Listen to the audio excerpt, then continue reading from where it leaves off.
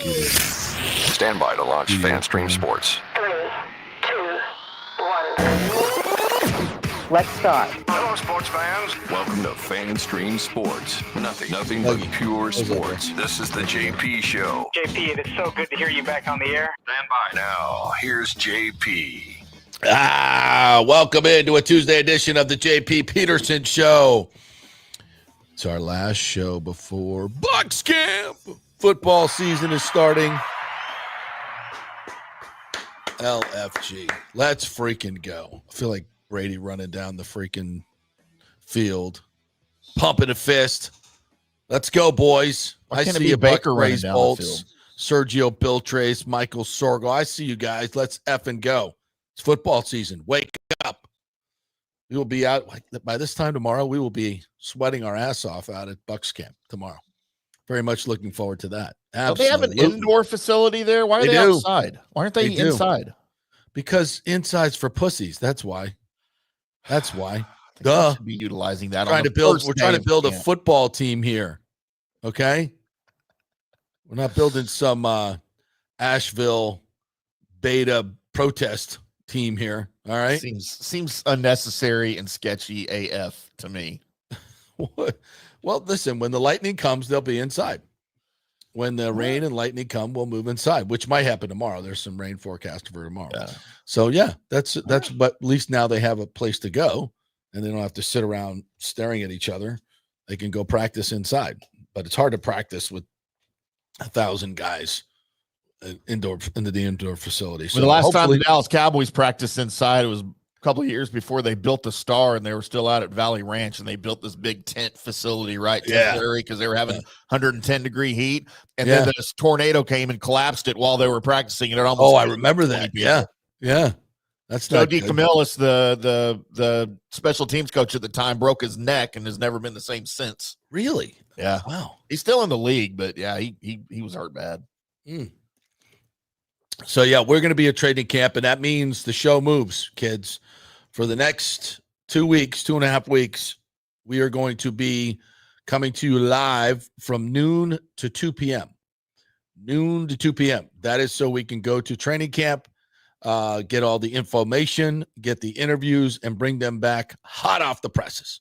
Hot and steamy, just like practice. So make a note for yourselves that at 10 o'clock tomorrow, I know normally you would jump right in here, but we are going to be out at camp. So we will not have a show. You can watch today's show if you missed it. But we will be out. We will be live from noon to 12. I mean, from noon to 2 for training camp. And then we will move back to our regularly scheduled time. Maybe, unless you guys really like the 12 to 2 slot. Rich Eisen's moving to 12 to 2. Or I guess he is already at noon, but he's moving to ESPN radio. Taking over Greeny's spot. Yeah.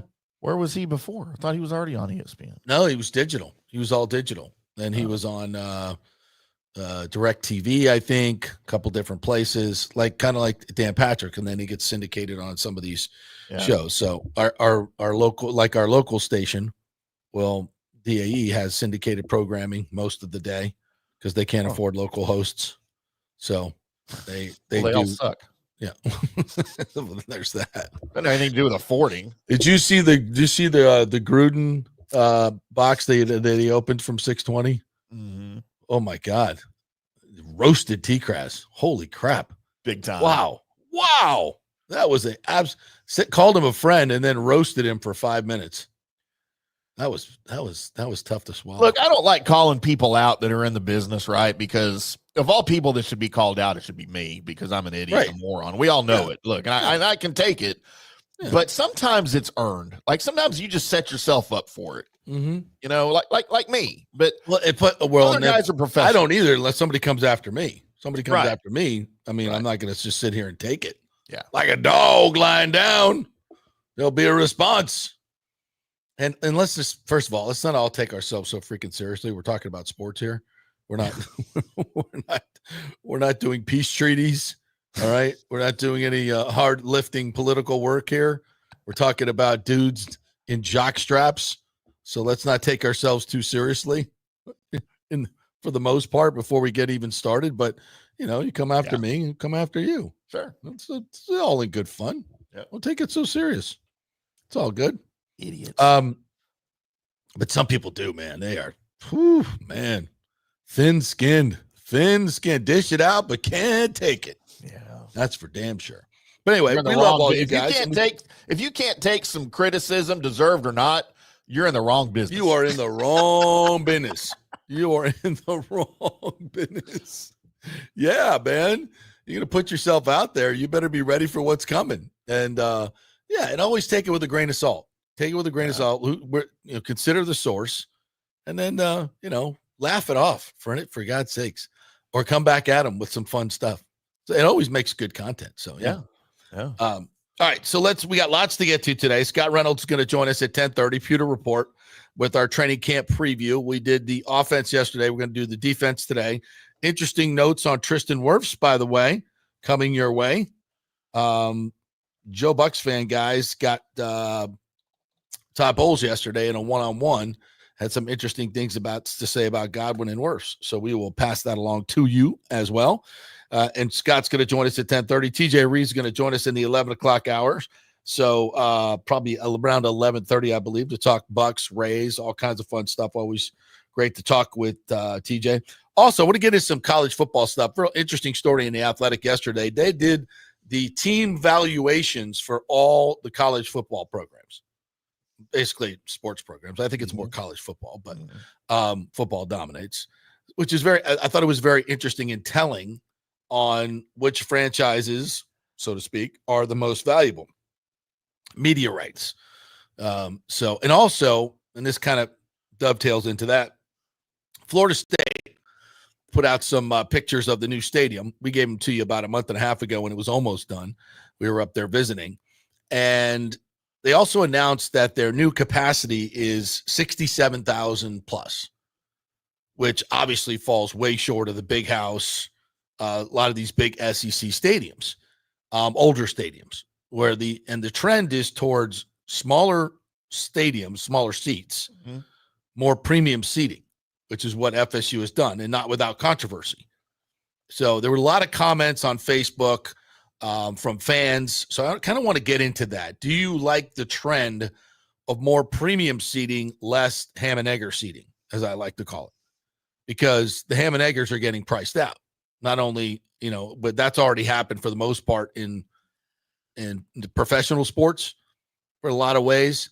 But now you're seeing it come to college football, which is very different. It's a very different demographic.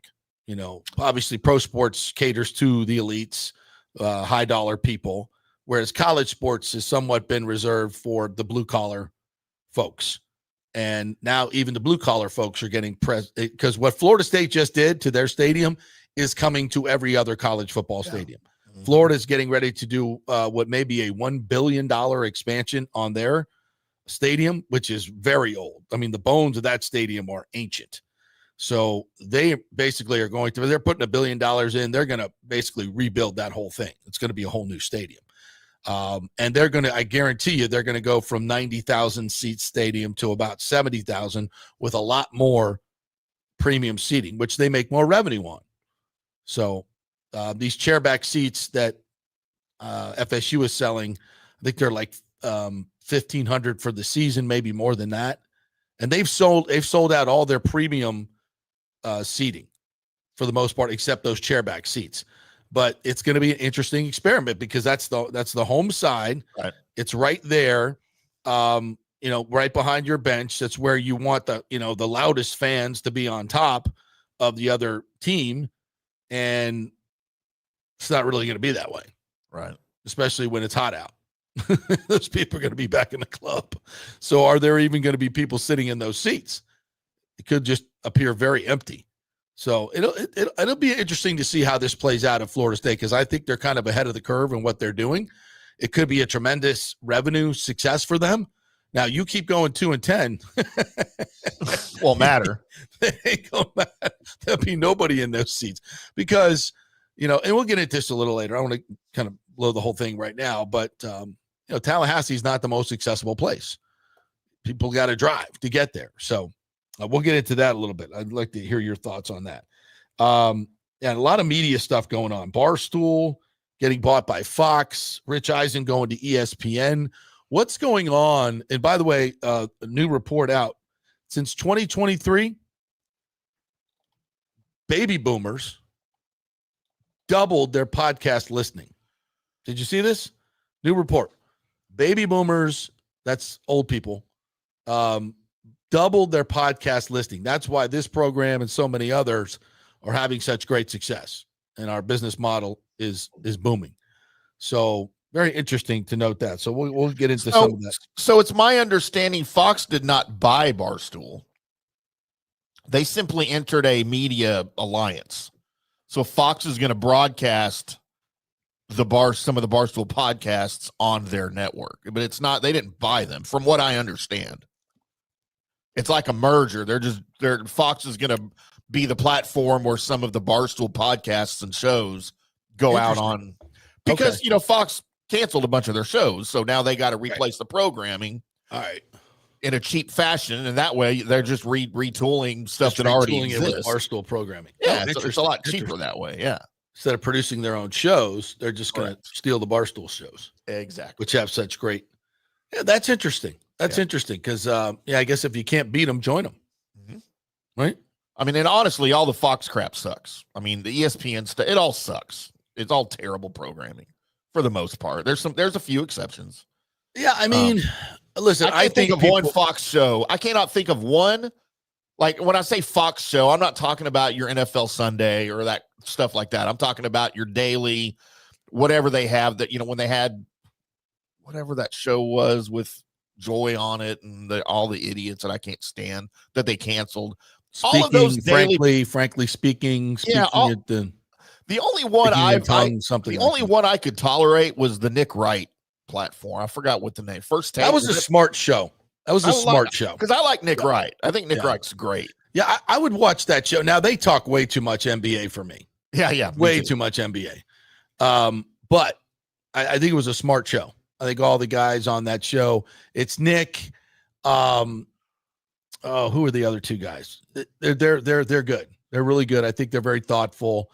Broussard. Broussard's one of them. Yeah. But he's a major NBA guy. Right. When they talk football, it's interesting stuff. I think it's not a bunch of yelling and screaming and hot takes and, cheap shots and stupid stuff like that, which you get mostly on ESPN. Yeah. That's mostly what ESPN has become. And we also know that, and even Coward was talking about this the other day, how far left, ESPN has gone. I mean, it's just, oh my gosh, it's just incredibly woke and has been for quite some time and has absolutely destroyed their business. Yeah. Absolutely destroyed their business. I mean, you can, listen, your political views are what they are. Yeah. But they just clubbed you over the head with it. And anybody who disagreed was summarily fired. Yeah. Dismissed. Sage Steele, Sam Ponder, Trent Dilfer, etc. I'll go right there. David Pollock, right down the list. Yeah, all of them. No, you had any Christian beliefs whatsoever? If you thought that boys should be able to play with girls in girls sports, you were fired by ESPN, and it's cost them dearly. It really has. And their business model is bananas to me. How you can do that and try to stay relevant in the mainstream is crazy. Yeah. But they've paid a dear price for that. They really have. ESPN has been hemorrhaging money for quite some time. So I didn't want to get into all the broadcast talk, but we kind of went there anyway. But if you have some thoughts on that, I'd be interested to hear what you guys have to say. All right, so let's get to the Rays. Last night, a horrific 8-3 loss to a terrible Chicago White Sox team. Shane Baz could not find a plate, and when he did find a plate, it was juicy and meaty right over the middle. Brooks Baldwin, the number 9 hitter, with a 3-run homer. Miguel Vargas with a 2-run homer. Christopher Morel continues to embarrass himself. And every time this dude starts, we lose.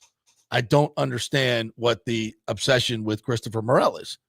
It's mind-boggling. And he misplayed 2 balls in left field.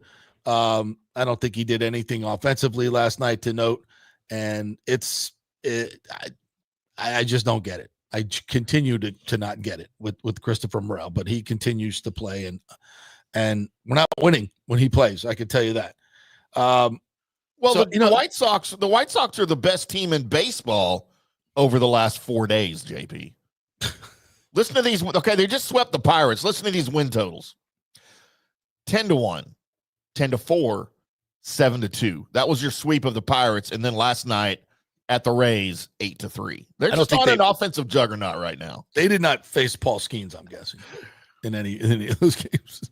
Probably not. Yeah. No. Although he's not getting any run support, right? Like he's got the best ERA in the league, but no, he gets no support. He gets no support. Yeah, I don't care about that. So the White Sox are hot. I don't care. I mean, you got it. This is a situation where we said it yesterday. 2 out of 3 is a must. I want to see a sweep. Well, that's not happening. Right. 2 out of 3 is a must. 1 out of 3 at this point, season's maybe over. I mean, because you've got 19 of the next 22 games on the road. Now, the Rays have played very well on the road. So I don't want to just chalk it up to say, oh, hey, we're going to have a losing road stint here, because I don't think we will. But the issues that are with this team right now, number one is Brandon Lau. Brandon Lau, his disappearance is coincided with this Rays swoon. And now plantar fasciitis, which I think kept him out of about 40 games a couple of years ago. Mm-hmm. If I'm not mistaken. I just remember it's like he just never came back. And that plantar fasciitis is awful. And there's nothing you can do about it. No, it's just when you get it, it just takes forever to get rid of it. It takes forever. And there's not a whole lot of great therapy for it. You can't just shoot it up and say, go get them, Pops. You just can't. It's a very, very hard injury to work with. And it's debilitating as a hitter. You just can't use your feet. It's really, really bad. And, this is what we've always said about Brandon Lau. He's great when he's healthy. He's fantastic, but he's just can't stay healthy. And J-Lo has absolutely tanked. He is just, in the last month and a half, has just been terrible. I mean, terrible. And you're starting to say, well, 23 was a complete outlier. And who is this guy really? Well, he's an oft-injured, really talented player. And when he's going good, and you could put both of those guys, Lau and Lowe, are kind of in the same category. Yeah. When they're good, they're really good. They carry you. But they're just, they play about half the time. And that's not going to work. It's not going to work. So now, J-Lo is terrible. B-Lau is hurt. Hassan Kim is an absolute China doll. Got to get back to first base. Oh, back tightness. Yeah. Back tightness. I mean, the one thing we were concerned about, right, when he bringing him in was going to be his health, and now here we are. Yeah, it's nonstop. So now you're heading to the deadline. You're 3 games over 500. You're a season worst 7.5 out of first place. You're, I think, at 2 games out of the last wild card. Yeah. And you're saying, are we buyers or sellers? Well, there is another category. There's a stand pat category. Yeah. And at this point, I think that's where Neander has to be. As of this date, the 22nd of July, in the year of our Lord, 2025, it looks like new ownership is coming in. You don't want to go out and give away a bunch of prospects for a team that just seems very uneven at this point. We thought the bullpen was going to be good. It's just let everybody down. And Fairbanks is starting to look really shaky. And he's due, I think, $11 million next year. I think I want to play it out and see what Fairbanks is. Is he still an elite closer? Has he ever been an elite closer? It's been very good. He's been a very good closer, and we love him. Best interview in the business. But let's just be honest, if you're going to do anything in the playoffs, you got to have a guy that comes in and slams the door. And Fairbanks is always a guy who comes in and leaves it just ajar. Yeah. The alarm ain't on, and it's a little ajar. So it's, you certainly don't want to mortgage the future with this team. It's not that kind of team. We thought it was for a second, but it's not. You got a lot of good core things happening. Chandler Simpson is going to be a star in this league. Okay. Had a big goose egg last night. He's going to have those nights, though. Yeah. You kind of got to 0 for 5, man, with a strikeout. Yeah. You kind of got to just suck it up sometimes. Let him work through it, like we talked about yesterday. Absolutely. Nobody was good last night offensively. It was just kind of nobody had more than one hit, and you had several guys that went hitless. So you got obviously Junior Caminero is a budding superstar. Shane Baz last night gives up a career high 8 runs. Shane has just electric stuff, but you're just getting really tired of the inconsistency from Shane Baz.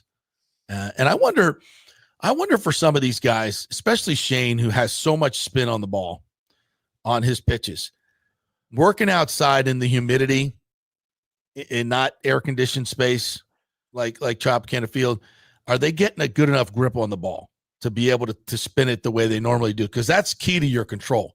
If you're spinning it like he is and with the movement that he has on his pitches, if you don't have an absolute perfect grip on that ball, it's not going to do the things you want to do. It's a very, very fine line. I haven't heard him talk about it, and players don't like to make excuses anyway, but it just, I wonder if that's kind of, now, of course, they play outside everywhere, right?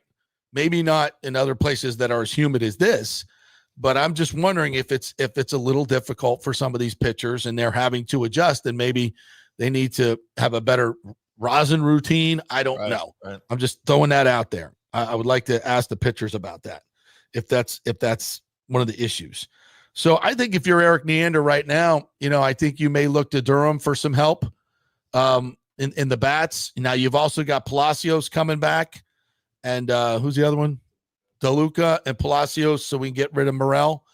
And I know there's some right-hand, left-hand issues there, but just get rid of Morel. I'm just tired of that. And, maybe that helps you a little bit, gives you a little bit of bump offensively. I think, Junior looks like he's going to have a really good second half. Taylor Walls is actually hitting the ball, had a couple of RBIs last night. You want Hassan Kim to be healthy, please. And Bilau's got to get healthy as well. And Aranda obviously having a fantastic year. So there's some things, there's some positive things, but it just doesn't look like it's coming together this year for this team.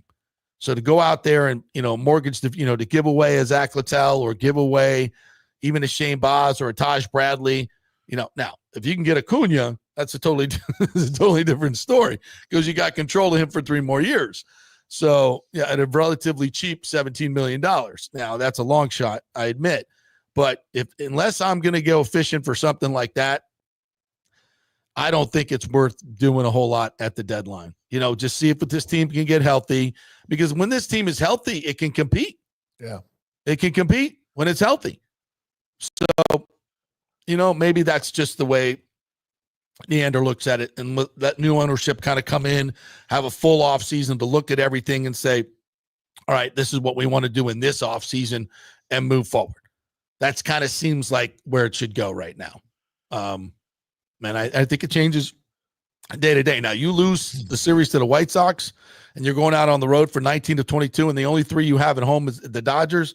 You're definitely not a buyer. You're definitely not a buyer. You might be a seller. You might be a seller. If somebody comes at you with something really good, and you have to give up a Zach Littell or a Taj Bradley, and it's a good return of good young players, I think you got to look at that 100%. And also Shane McClanahan, that's not looking good at all. And you don't want to rush him back, even though it's been a long time for him. Yeah. So at some point you got to see what he can do. Go out there and pitch. Either pitch through it and see if you can get to the other side, or I don't know what's left for that for Shane. There's no more surgery that can be done. There's he's got to let it rip and see what happens. Right now his velo's down in the low 90s, which is not him at all. So that's pretty scary as well. So not a good day to be a Rays fan. TJ went to the game last night, so we'll get his thoughts. Oh, did he really? Oh, nice. Yes. All right. He was at the game last night. So looked like a good crowd, very good crowd, very boisterous crowd, but they did not have much to cheer about last night, to be sure. Just John Hill's up this morning, says Jimmy Fallon last night on the Tonight Show referred to Scotty Scheffler as the British Open winner. How dare you? How Good morning, John. You? Did not refer to him as the championship golfer of the year. Wow. Be better, Jimmy. Muslim Adam Sandler's up early this morning. Says theory the nets are being installed in the top roof aren't for falling workers. It's for jumping workers who have to watch Morrell take one more at bat. Love that. Nicely played. Nicely played. Well done, sir. As Douglas Batista says, Belau and Fairbanks club options for next year, UFA in 2027. Maybe time to move on from these guys. If not now, then off season. Yeah. And he's an all-star, right? Brandon Lau, but man, just can't stay healthy. All right, we'll take a quick break. We're going to talk some football, Buccaneers, some interesting notes on Tristan Wirfs to get to, and Chris Godwin. So we'll talk about that. We're brought to you by the Jeeves Law Group, JEEVES lawgroup.com. They're local, they are trusted, and they get results. So if you have any issues in the legal realm, they'll give you a free case evaluation. That's free, I said. Just get in touch with them at the website, JeevesLawGroup.com, JEEVES lawgroup.com. Tell them JP sent you, and they will help you out. Non-attorney spokesman, offices Tampa and St. Pete. And by the great folks at On-Site Construction, FL.com. They present our first hour each and every day. On-Site Construction is the group that will take care of you if you need restoration of your home. Say a hurricane hits and you don't have a contractor. Well, here's what you do. Go to onsiteconstructionfl.com, make an appointment with the owner, Jason Fawcett. He will come to your home, tell you all the things he can do for your house. And you'll be on the preferred client list. So if something does happen, you will be first in line to get service from a honorable and reputable construction company. That's important. Onsiteconstructionfl.com. Back at 3 with Scott Reynolds. Although it may seem tempting to go without health care insurance, the financial risk far outweighs the gain you may experience. For example, did you know if you simply broke your leg, it could cost you nearly $7,500? Put on top of that a hospital stay, you could be looking at $10,000 to $15,000. Ensuring that you don't go uncovered is so important, as according to CNBC, high medical bills are the highest contributing factor to why Americans end up taking money out of their retirement savings, or worse, find themselves filing bankruptcy. So go to don'tgouncovered.com or call 800-669-1505. Now, depending on your income, you can get plans for zero premium. Our experts will guide you through the process effortlessly. They will shop many plans and find the one that's right for you. I called and I have full health coverage through Florida Blue for zero monthly premium. It's a free call. So why go uncovered? It's a huge risk. Go to don'tgouncovered.com or call 800-669-1505. That's 800-669-1505. Spring means a time of renewal and Rays baseball, and the folks at Italiano Insurance want to welcome the Rays to Tampa and remind you it's time to renew those insurance policies with the now famous Italiano Insurance Checkup. Let the experienced and friendly agents shop your policy for the best price and coverage. Famous for saving me over $1,000 on our auto insurance last year and over $500 on our homeowners. Now that's a grand slam.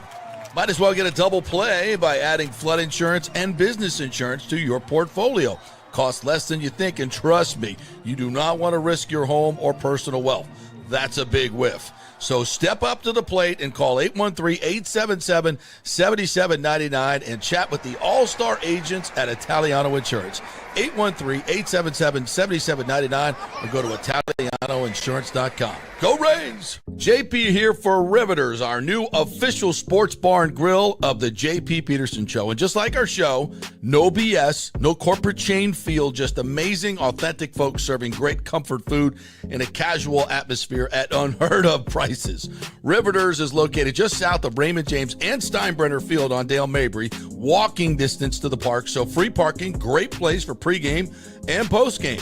Let's talk about fresh food. Nothing is frozen. Burgers, wings, prime rib, roasted fresh daily, never frozen. That makes a huge difference. The mahi, the salmon, also super fresh. All our sauces are original recipes made in-house. Our Warhawk chili and fully loaded potato soup is made fresh in-house. It's the best food anywhere, served by people who actually care. Riveters on Dale Mabry, just north of 275, just south of where the Bucs and Rives play. We'll see you there. Are you looking to renovate your home, rebuild after the hurricanes, or build your dream home from scratch? Well, let me tell you about my friend Jason Fawcett and On-Site Construction. They have over 1,450 satisfied clients, 25 years of experience, over 500 designs, and a talented team of over 40 construction professionals. They believe building something exceptional begins by truly focusing on all the details, even the smallest ones. We understand that construction can be a daunting process, and we're here to make it as smooth and stress-free as possible. Quality is non-negotiable at On-Site Construction. We use the finest materials, employ the most skilled tradespeople, and adhere to the highest industry standards to deliver a product we're proud of and that you're going to love.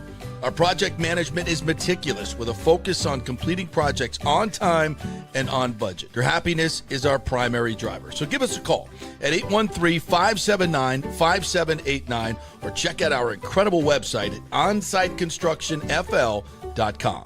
Are you having legal issues with a business partner or other legal business issues? The attorneys at Walters, Levine, and DeGrave can help. Call 800-616-0384 for a free consultation. At Walters, Levine, and DeGrave, we've redefined what a law firm can be with top-tier attorneys, personal service, and 26 years of success. From business law to civil litigation, we deliver smart, client-focused solutions. Walters, Levine, and DeGrave recently won a $6.4 million jury verdict from a large real estate developer, and they can win for you too. Walters, Levine, and DeGrave. Let's solve it together. Not attorney spokesman. For a free consultation, call 800-616-0384 or go to walterslevine.com. Offices Tampa, Sarasota. Let's go. Right now, back to the show on FanStream Sports. All right, welcome back to the JP Peterson Show, brought to you by the great folks at Riveters, right there, just south of the Stein and Ray J. Of course, we got football coming up, so now Bucs games, you'll be wanting to get to Riveters early on Sunday to get your brunch going. All the great food over there and great drink specials. It'll be a slam. People love Riveters, and they're opening a new one. Breaking news, a new Riveters coming to St. Pete. That's right. We broke the news yesterday. Everybody wants to know. Riveters going in there right next to Red Mesa. Very excited about the new Riveters in St. Pete. Going to bring all that great food and atmosphere to the great folks of St. Petersburg. So there you go. Thank you to Riveters, Tampa.com. Go check out some of the food specials. There you go. Wait to try it. Let's welcome in the man, the myth, the man with some pretty damn good salad for a man as young as him. The great Scott Reynolds. Joining us here. Looking good, brother. Appreciate it. Thank you. Touch of gray in there. A little bit. Showing right your wisdom. Yes. Like Doctor Strange or Mr. Fantastic. I love that. Yes. Some Marvel's reference there for you. Better than that. But there it is. How are you, partner? Good, man. Are excited. Are you ready? Yeah, kind of. Kind of. Listen, this is my 30th training camp, so I'm ready to hit the fast forward button and get to the regular season. Yeah, just like the players. Yeah, but we got to do this. We got to sweat it out, and looks like we might get some rain tomorrow. So I'm kind of anticipating the first couple practices might be indoors. We'll see how Mother Nature decides to kick off Bucs training camp. Do not hate it. Players will be fine with that too. Yeah. Air conditioned indoor facility. Although sometimes they don't make it air conditioned, right? Sometimes they kind of turn the heat up because they want to simulate the heat, but get some sweat going. Yeah. This team, I don't mind it. Of heat. Yeah. I don't want to be that guy, that media guy that's just whining about the heat. It is what it is. Yeah. Find some shade. Yep. It's not that hard for us. But I sincerely, I'm a sicko, Scotty. You know this. I love practice. I do too. Practice. I love training camp because we get to watch the entire practice. See, most fans don't realize they kick the media out during the regular season after like 30 minutes because you basically get to see warm-ups. You get to see calisthenics, stretching, the individual drill, and then before they get to any 11-on-11 or one-on-ones or anything competitive, they kick you out. So really, when we get to watch practice in the regular season, all that is just to determine who's out there, who's missing practice due to injury, who's returning to practice from injury. That's really the only value that we in the media have watching practice. But training camp's different. Yeah. We get to watch the entire practice, see how this team comes together, see the improvements, see the players on the rise actually do their thing. And we get to see the schemes too. We get to watch what Todd Bowles has cooked up over the summer, what Josh Grizzard is going to implement in terms of the Liam Cohen playbook, and then the wrinkles and new additions he's bringing to the table as the new offensive coordinator. So yeah, I love training camp, always have. I found that I've learned the most about football. I was actually over at the Fired Football Coaches of America office with John Gruden this morning. We were talking about that. Yeah. Nice. Brad. We'll have some good stuff on pewterreport.com from John, and also our YouTube channel, Pewter Report TV. Some very insightful things from Gruden this morning. But I remember talking to him about the access that we would have out there at Celebration during the hot Central Florida training camps, the 2-a-days that they used to have back then, the 8 a.m. practice, and then the practice after lunch, which was just an absolute inferno. But being 5 yards away, Gruden had tremendous access for the media that hated him outside of Pewter Report. Yeah. But the media that kind of despised him nonetheless. But the nice media covered eating, I remember. Yeah, but the thing is a lot of times the media would be sequestered like under the media tent out of the sun and the inferno. But myself, Jim Flynn, the early Pewter reporters, Mark Cook, we would actually stand out there, fight off sun cancer, skin cancer, and watch, because it's like you have a chance to be 5 yards away from Rod Marinelli, 5 yards away from Monty Kiffin, 5 yards away from Mike Tomlin and Joe Barry and Raheem Morris and John Gruden, and learn, the lingo, the terminology, what a banjo call is, spider Y2 banana, like all of those calls, right? The personnel groupings, Patriot, Tiger Pittman, those types of experiences that close to the action you only get in training camp, and that's why I love it. Yeah. And you get to see with your own eyes these players, and for me, it's so much different than even watching it on video. And you see how certain guys move, and the great ones move differently than other people, and it's so much more apparent when you see it with your own eyes, at least to me. And you see one-on-one matchups. I think you can we'll be watching Charlie Heck going one-on-one with Hassan Reddick and all these guys, and we'll get a feel like, we're going to need to be chipping a lot, or you know what, this guy might be okay. He might be doing, and we can make those judgments because we get to watch it with our own eyes. Normally we just have to take the words of the coaches, and they're never going to, rip their own players. Right. But we'll be able to see, can Tez Johnson make combat catches among bigger players? Can Benjamin Morrison move the way we think he's going to be able to move? How's Jacob Parrish look? How physical is he at the line of scrimmage? All these things. And I know you guys are going to Pittsburgh. The joint practices are the best. You really, really learn about your players and your young players then. So, I think it's invaluable for the media. And I appreciate the Bucs allowing us the access that we get, because it's not that way in college anymore. I know. And it's, even a lot of NFL places don't allow it. So, and I know a lot of fans are like, well, we want more access to the team and we want it to be free. I'm like, there's a lot of things about yesteryear that I would like. Sure. But they're gone. Take what we can get this point. Yeah. Right? You got to evolve and adapt, right? Otherwise you die. That's just how it is. But hats off to Nelson Luis, the communications honcho over there, and Todd Bowles for allowing the media, because the first couple of practices are closed to the public, and the media, we will have access. So we'll be the eyes and ears for Buccaneer fans on pewterreport.com and our YouTube channel, Pewter Report TV, our social media, etc. And that is invaluable, because we get to watch these practices, these early ones. And listen, the first week is not very fun, right? It's basically another round of OTAs. It's flag football. It's that NFLPA mandated ramp up period where the practices are a little shorter. The guys are still running around in shorts and t-shirts and jerseys, but But then the pads come on the next week, and that's really where you get to see the offensive line, the trench play. You get to see the physicality, a little bit more physical play beyond the line of scrimmage, right, with receivers and DBs. And so that's the fun part to me is I get excited for the first day in pads. Then I just want to fast forward to the preseason games. Then I want to fast forward after that preseason opener to the regular season. I'm just spoiled. I love watching really good football, and that's really what happens in the regular season. A couple other things real quick.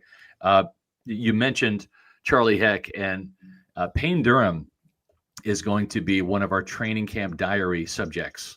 We always do like an offensive player and a defensive player in training camp with our annual diary series. And then we also pick a rookie and a veteran just to give two different perspectives. So we have a rookie outside linebacker, David Walker, on the defensive side. Oh, nice. And he's really cool. That's going to debut later today on PeterReport.com. Then tomorrow we have the debut of Payne Durham, who is the third-year tight end, caught a couple touchdowns at the end of last year, filling in for Cade Otton. And, man, he's a trip. You're going to love hearing from Payne Durham. He's kind of like one of those guys that is a fantastic interview.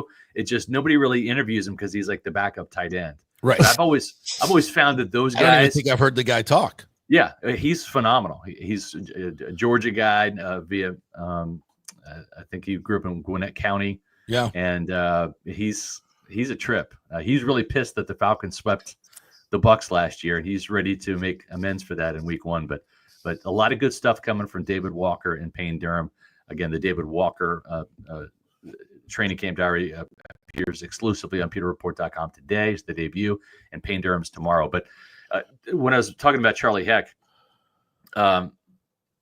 they've got a ton of confidence in this guy. I mean, he is a pro's pro, long guy, 6'8". We're talking like almost DeMar Dotson size, right? In terms of the wingspan and just the size of this guy. He's a massive man.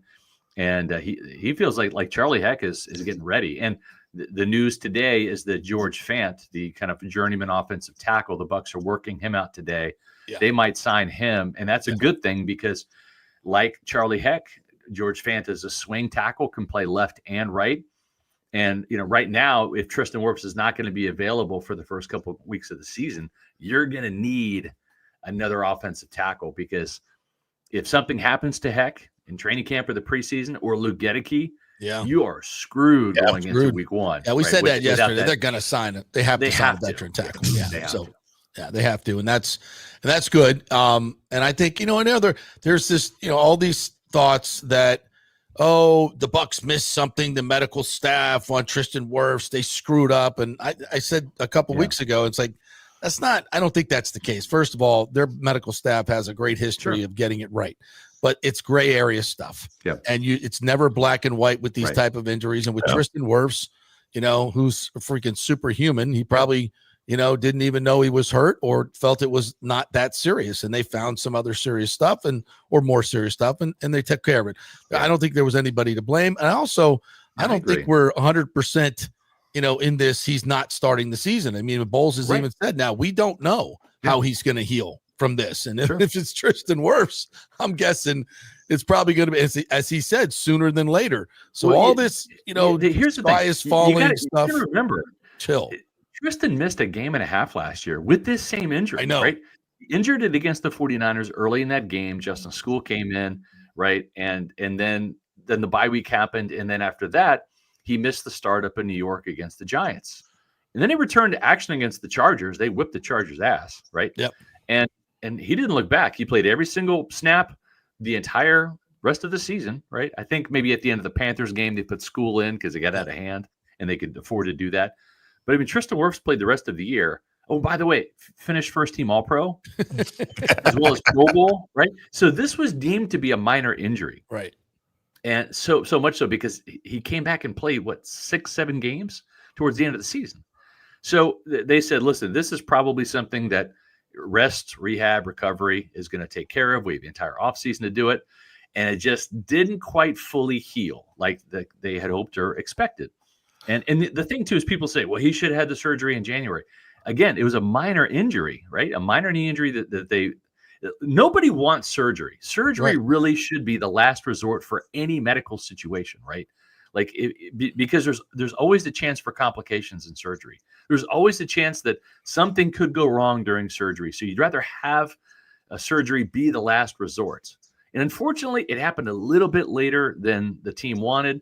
And you know what? I was out there at the mandatory minicamp watching Tristan in that big, bulky leg brace, doing pass sets.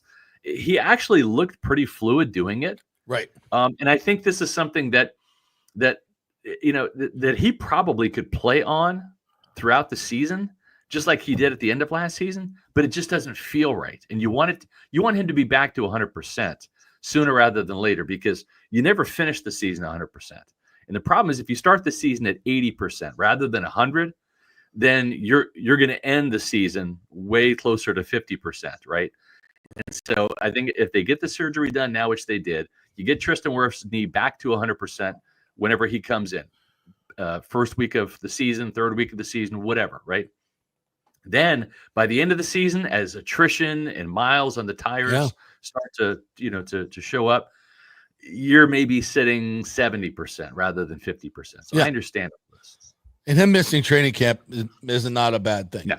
He doesn't need that's fine. The wear and tear. Yeah. He knows what he's doing. I think he'll, that might be a blessing in disguise. Yeah. So I'm not too worried about it. And Godwin, kind of the same thing. And obviously Ibuka is a polished receiver already. Yes. So they don't miss a whole lot there. Listen, none of this is key, but understand everybody in the league is having injury issues or will have injury issues. So this isn't the worst thing. And I think the Bucs are fine where they're at. I agree. This is a minor injury. So here's the thing. If you were to say when are the 2 or 3 games you want Tristan Wirfs to miss, beginning of the season or the middle of the season or the end of the season, I don't know. I'm the kind of person like I'd rather get it out of the way and then have him come 100%. Back ready to go. Just like we've seen from Kalijah Cansey. He's missed the first 4 or 5 games the last 2 seasons. The guy comes back fully ready to go, doesn't miss a game since, catches fire and all of that. So there's no good time to miss games. But if you're asking me when the optimum time would be, let's get it over with. Let's just do it sooner rather than later. Agreed. Yep. Timmy, you want to get in here? Yeah, I wanted to talk about cornerbacks, Scott. Sure. We know I've been doing some writing on Jamel Dean this offseason here, and in anticipation of him, we know he was hurt a little bit. He had a hamstring. He missed 4 games with a hamstring, and then towards the end of the season, I know he hurt his knees in an odd situation. He's due $15 million this year with the depth that we think they have at corner. Yeah. Is there any chance they move on from him? No, I don't think so. Of the season? I don't think so. Jason Light likes depth way too much. Yeah. And there's a scenario where there's a couple things, right? Let's say Jamel has the camp of his life. He's backed against the wall, do or die mode, make or break season. And he fends off Benjamin Morrison with a great camp because he has experience. Okay. We know that the chances of Jamel Dean missing some time in a 17-game season are pretty high, given his track record. The fact he's also 29 years old. The older you get, the healthier you don't get, right? So at some point in time, Benjamin Morrison probably becomes the starter, either due to beating Dean out or just filling in for injury. And then once Morrison gets in there, it's up to him to keep the job. Mm-hmm. But there is a scenario where maybe having a healthy Jamel Dean kind of comes in and saves the day. Like even if Benjamin Morrison wins the job out of camp or ends up becoming an injury fill-in that just plays so well, you keep him in the starting lineup. There's a scenario where Jamel Dean could come off the bench like in a movie script, and his experience kind of saves the day. Right. And I think that's a scenario that's playing out in Todd Bowles and Jason Light's mind and saying, who do we really want coming off the bench? If Morrison ends up getting injured or he's ineffective, goes in hits a rookie wall, slump, whatever. Do you want Bryce Hall doing that? Do you want Kendall Vildor doing that? Or do you want Jamel Dean doing that? Yeah. And I think this team being so close to the Super Bowl, and I think legit having Super Bowl expectations, reasonable Super Bowl expectations, I don't think you want to part ways with the guy that has a Super Bowl ring, playing in this defense, and knowing this scheme inside and out. So does he get the interceptions that you'd love to see? No. Does he stay healthy all the time? No. But does Jamel Dean bring some value to this team, either as a starter or as the number one guy off the bench for Zion McCollum or for Benjamin Morrison? Yeah, absolutely. Yeah, and in another scenario where if they were strapped for cash, I could see more of a consideration, but they're not. They're fine. Correct. With salary. Where they got almost $30 million on the cap for this year, and they'll be fine. And I would hate to see them move on from him this soon. You don't know what you honestly don't know what you have with the rookies. You think you have something good. That's right. But let's wait and see first before we jump the gun with any of that. Well, you're right. And remember, Bryce Hall was a quality backup. He had a pretty good training camp and preseason. You felt pretty good about him as cornerback 3. He breaks his leg week 1. He's out for the year. Right. So you just don't know. Like the best laid plans go to waste sometimes. Everyone's expecting a breakout year from Zion McCollum. Is he going to get a contract extension like Luke Gedeke and Cade Otton probably will this summer? I don't think so for Zion. I think they're going to let him play this year out like Antoine Winfield Jr. played it out, like Mike Evans played it out, and see – Zion, are you really a Pro Bowl cornerback or are you just a really good cornerback, right? There's a difference in terms of money and all that. They want to see, are you a 2 interception guy or can you pick off, 4, 5, 6 passes and be that guy? They want to see that. But the thing is what if Jamel Dean ends up replacing Zion McCollum due to injury, right? I mean, Zion's been very healthy throughout his Bucs career, but all it takes is, one shot to the head. You got a concussion the next shot for 4 weeks, like we saw with Luke Gedeke. You twist the knee wrong, the ankle wrong, you land on the shoulder funny, and all of a sudden your season's wrecked. So I think Jamel Dean has a lot of value to this team, and it's not in the form of clearing up cap space because, as you mentioned, Tim, they have plenty of cap room right now. Yeah. All right. Yeah, and he's big enough to go one-on-one with a lot of these bigger receivers that you're going to be facing this year and all over the NFL. So he's definitely an asset. And even though we've not, seen those big plays, he does a lot of things that we don't see necessarily. But when balls aren't being thrown his way, that's a win. That's right. So you always got to cover corner. And he's a great locker room guy. Like everybody likes Jamel. He's funny. He's lighthearted. I mean, he's a great fit in his locker room. So there really isn't like a reason to part ways with him right now. Now listen, if this was a Bucs team that was like 8-9 last year, kind of like the 2022 team where they're a couple years away, maybe you do that. Maybe you see if you can get a draft pick, clear up some cap space and all that stuff and say, hey, we're going all in with the new guys. We're going with the youth movement, and we just need to get these guys experience. But the enviable position where this team is right now, I think being a championship caliber team, I think he has more value when you keep him. So this is, for those of you who don't know, this is our camp preview of the defense. We did the offense yesterday. And I think the only question marks really are, on the whole damn team are in that secondary, and we get hung up like who's starting, right? To me, it's like who's playing. That's right. And when are they playing? Right. And I think that's going to tell you a lot more about what the team likes, like who's in there in the third and fourth quarter. If they're in nickel or they're in dime, who's playing, what roles are they playing? And I think the other part of that is coming off the edge. How good is Hassan Reddick going to be? How is he going to fit in? I mean, we saw very limited stuff in OTAs from him, but what we saw, at least from not only what I heard in his interviews, but just watching him move. Yeah. And Todd Bowles said this as well. He moves differently. He does. He's super quick off the edge. He has to because he's small, man. He's not a big guy. Well, he's thick. He's thick now. He is, but he's a lot closer like to Levante David size-wise than he is Yaya Diaby. Right? Yes, I mean, absolutely. He puts the linebacker an outside linebacker. Right? I mean, he's 10 but pounds. That's good. I mean, that's because when you're a 6'7" tackle. Yeah, a lot of these tackles, they don't like guys like that because they get underneath them and they go around them and they're really, really hard to handle. Yeah. So but those little guys oftentimes are liabilities in the run game. Yeah. Reddick is not. He is aggressive to the point where he's so quick and so fast off the edge. He's hard to block. He is, and he's. This is a guy that was born in Jersey, went to school in Philly. Yeah, at Temple. He's got an edge. He's got an edge to him, right? He plays about 15 pounds bigger than he is, right? And remember, like Shaq Barrett was 250 pounds. Hassan Reddick's about 240. So it's like we're talking an undersized pass rusher here. But again, Shaq Barrett's the guy that had 19 and a half sacks in the season, went to 2 Pro Bowls and helped, sack Patrick Mahomes into oblivion in that Super Bowl game. So speed kills in the NFL at every position. And you're right. When you have these bigger offensive tackles, and listen, Hassan Reddick likes to rush from the left side going up against right tackles. That's typically offensive tackle number 2. Right. That's they put the uber athlete at left tackle protecting the blind side of the quarterback. Guy. Yeah. And you're getting usually a less athletic version of an offensive tackle on the right side. Now, there are some freaks, right? Penei Sewell, right, is a freak. Tristan Wirfs, when he was on the right side, was a freak. Lane Johnson's a freak. So there's still some very good right tackles in the league. But I also like Yaya Diaby rushing exclusively from the right side now. You know who likes that a lot too? Yaya Diaby likes that a lot because he gets to focus on one spot. And that's one thing that in his conversations with Pewter Report, he was kind of frustrated about because, George Edwards would kind of flop him this side to that side. It's like, you're just getting ready. You're just getting in a groove. You're just kind of feeling what the left tackle is going to do. Now I got to go play the left side, go up against the right tackle. And that rhythm that you were starting to get into, it's gone.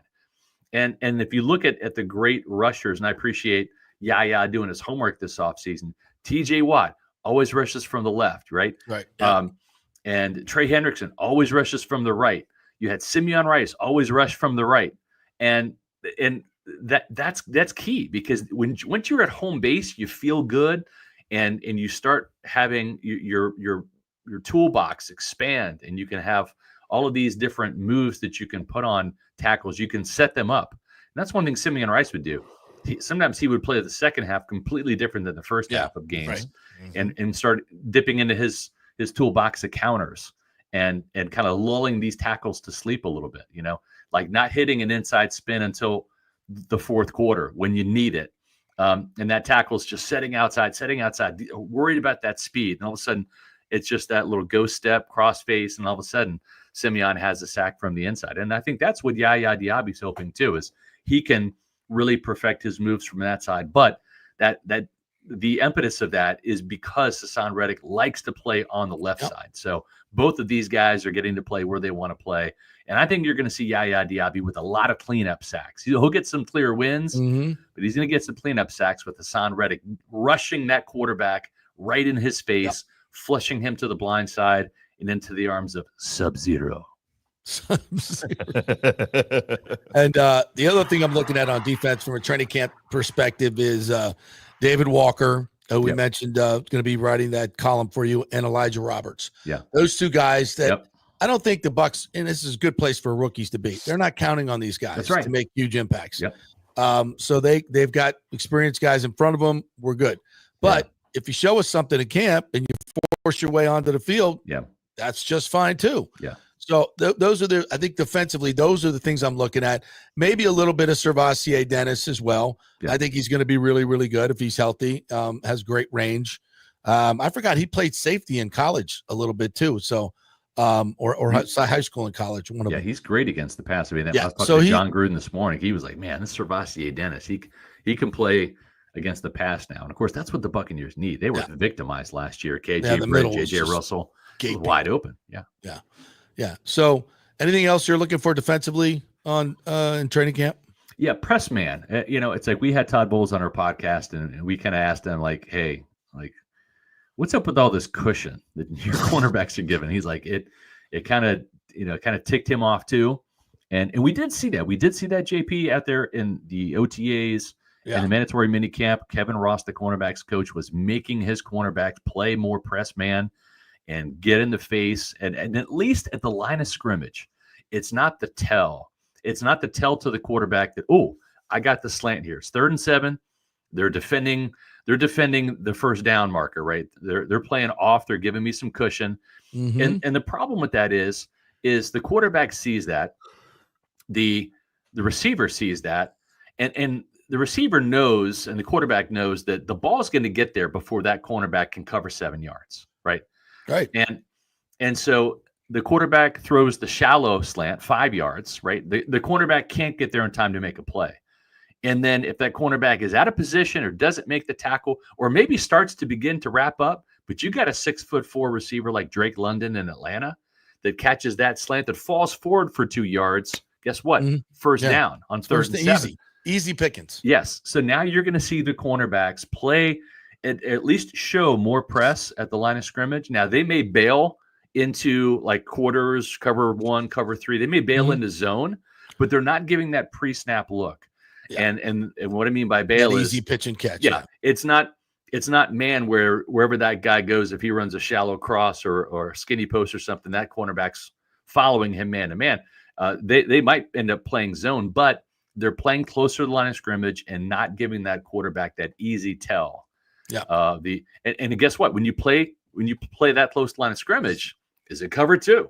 Is it man coverage? Right. Is it cover 3 quarters? You don't know because of where that cornerback is so close to the line of scrimmage. And it really negates the opportunity for those quick slants, wide receiver screens, the RPO game, all of this short passing game stuff. I think that's going to lead to more broken up passes, more incompletions, more sacks, and more interceptions, which this team desperately needs. Scott, I was shocked to hear Todd Bowles talking about that with the press coverage earlier this offseason. Yeah. Whenever he was asked about it, and he said, no, I didn't like that they did that either all season. Because we just assumed it was part of his scheme because he's the defensive coordinator. It literally went on all season. Why couldn't you fix it earlier in the season if you didn't like what they were doing? You are literally the one guy that has the power to make it stop, but it never did. I was highly confused. I was too, but when you think about it logically, and I'm not always the most logical guy, but when I stopped and actually turned my brain on and thought about it logically, all right, so as of week 1, remember, you don't have Bryce Hall anymore. And Jamel Dean, and actually Zion McCollum had a concussion in week 1. So week 2, they go to Detroit. Zion was cleared like the day before the game to play, right? Actually had an interception in that game. But so without Bryce Hall, who's the next guy you're going to turn to? Tyreek Funderburk or Josh Hayes? And Todd Bowles knew in practice, Kevin Ross knew in practice that here's Zion McCollum and Jamel Dean at this level. Let me pull it up here. Yep. And then these guys are way down here, right? Yeah. It's not like Bryce Hall was here, but Hayes and Funderburk are here. In other words, a huge drop off. So what's the punishment for Jamel Dean? What's the punishment for Zion McCollum? You get yelled at, right? Play closer to the cornerback or to the receiver, right? Play closer to the line of scrimmage. And they don't do it. You can't punish them. You can't bench them because the backups suck. Okay? And so you have these cornerbacks that are like maybe a little shell-shocked. Look at the Denver Broncos game. Jamel Dean gave up one pass on the first drive that was deep. Right. Same thing with Zion McCollum, and they played off the whole game because they didn't and they want took to advantage, pitch and catch. Took advantage, yes. Yeah. And I'm sure Bowles wasn't happy about it. I'm sure that Ross wasn't happy about it, but they didn't have a go-to. There wasn't anybody to bench Jamel Dean. Listen, Jamel, if you don't stop giving this cushion, we're benching you. Like that couldn't happen. This year, that could happen. Yeah. This year, it's like, Jamel, if That's you want the to give that draft much cushion, Yeah. we're going to put Benjamin Morrison in. Period. The end. Interesting. All right, Scotty, great stuff, my friend. Tell everybody what's going on. Pewter Report for this big training camp. Yep. Shindig. It starts tomorrow. We got podcasts for you tomorrow, Thursday, and Friday. And we're excited about training camp. If you haven't subscribed to our YouTube page, it's free. Just go to Pewter Report TV, hit the subscribe button. We're literally a couple hundred away from 20,000. We're going to get 20,000 in August, and we're super excited about that. So please help join the cause. Also, too, a reminder, David Walker and Payne Durham training camp diaries exclusively on pewterreport.com starting today and tomorrow. And I've also got some good video content I'm going to be putting up with John Gruden, former Bucs coach, still the winningest Tampa Bay coach in franchise history. And we'll have some big stories on that as well. fan, by the way. Oh, yeah. Or maybe not. I couldn't get a good read on that. Yep. And make sure if on social media, you're following us on X, Facebook, and Instagram at Pewter Report. We'll have all sorts of training camp coverage, and we'll be your eyes and ears out there at camp, folks. So thank you very much 50 people support. out there. It's completely unfair. Not that many, like a dozen maybe. Yeah. It's a team. The Pewter Report team. Yep. All right, Scotty. Thanks, buddy. Appreciate your time. See you tomorrow. Yep. The great Scott Reynolds. How about that? Yeah. All right. Yeah, we'll be out there tomorrow. Don't forget, time change for your JP Peterson Show live stream. It'll be noon to 2, so we can give you all the great coverage immediately, hot off the field. All the interviews, we'll be turning those around quickly, Tim, just so you know. Yep. And I'll be ready. eyes and ears out there as well. All right, quick break. TJ Rives coming up. He'll talk some Bucs and some Rays. He went to the Rays game last night. Get some vibe going on him. We'll talk a little college football with him as well. We are brought to you by the great folks at Riveters and Italiano Insurance, 813-877-7799. The Gold and Diamond Source. Don't forget, they're paying record levels for gold right now, so bring in all your old gold jewelry and get the highest price paid. That is at the Gold and Diamond Source. And, of course, if you're looking for a engagement ring, no better place to buy it than with the great folks at the Gold and Diamond Source. Quick break. Back in 3. Hey, JP here for my concierge medical professional, Chris Lugo, PA. You've heard him on the show for a couple of years where he shares invaluable medical, nutritional, and supplement advice. With Chris, it's like having a medical provider as your best friend. What I love about this concierge service is the convenience and support he offers. I can text or call him 24/7 with any questions or concerns, and he'll promptly call in a prescription if needed. No office visits or co-pays required. It gives me peace of mind knowing I have someone genuinely invested in my health, not just focused on insurance profits. And the best part, the Bay Area Modern Medical Center's personal concierge service is more affordable than you might think. Don't let insurance companies dictate your health care. Take control of your health and wellness today. Visit BAMMC.com for more information and to schedule your initial free consultation. Empower yourself and take charge of your personal health with BAMMC.com. Hey, JP here for the Gold and Diamond Source. And you know I'm always trying to find ways to save you money or make you money. Well, here's a great idea from Julie and Steve Weintraub at the Gold and Diamond Source. Gold is at an all-time high, so if you bring in your old jewelry, Steve and Julie will buy it off you and offer you the highest trade-in values of the year. It's the perfect time to upgrade what you're not wearing into something you'll never want to take off. So take advantage of that right now. The custom engagement rings to birthstones, tennis bracelets, diamond studs, whatever's on your wish list, the Gold and Diamond Source can make it happen. And did you know they also have the largest selection of any men's jewelry in the area? A great new section there. Check that out. They have free services like free settings, free cleanings, free appraisals, all that stuff right there at the Gold and Diamond Source. Family owned and trusted for over 40 years. Great folks over there. We love promoting these great local companies. None better than the Gold and Diamond Source. 3800 Ulmerton Road, always online at thegoldendiamondsource.com. JP here for the Jeeves Law Group and my man, Scott Jeeves. If you're going to hire an attorney, do you want some guy looking for a quick settlement and a quick buck, or do you want an attorney with some chops? Scott is a board-certified civil trial lawyer and a certified circuit court mediator. Been practicing in the Tampa Bay area for over 30 years. He is a peer-reviewed AV preeminent-rated civil trial lawyer. They just don't hand out those classifications. He's been the lead class action counsel on many complex consumer protection cases and has handled hundreds of serious personal injury cases. He's dedicated his career to protecting injured victims and is committed to vigorously representing you.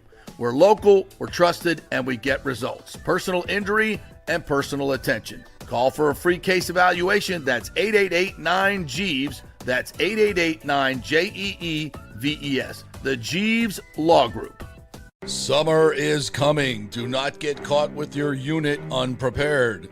Your AC unit, of course. The awesome folks at Third Generation Plumbing and AC have a special going on right now. You get a free 1-year maintenance package with any purchase of a new unit. They have special 60-month financing as well, so you don't need a huge chunk up front.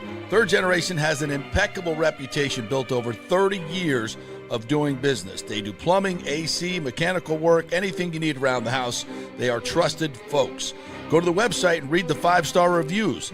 Deidre said, great company that always arrives timely. We have used them for our AC both at home and business and have been very happy. The staff is knowledgeable and professional. I would recommend Third Generation again and again.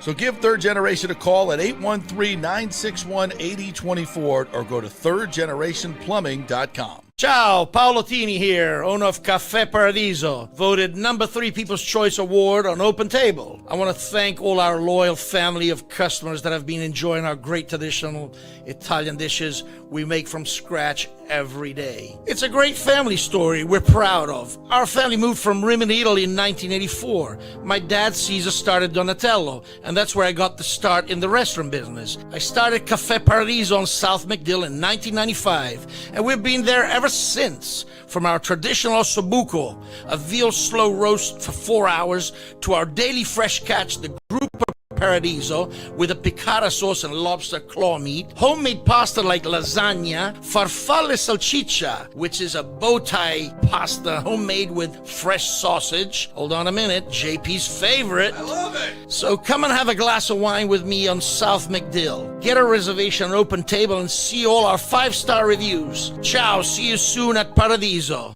Let's go. Right now, back to the show on FanStream Sports.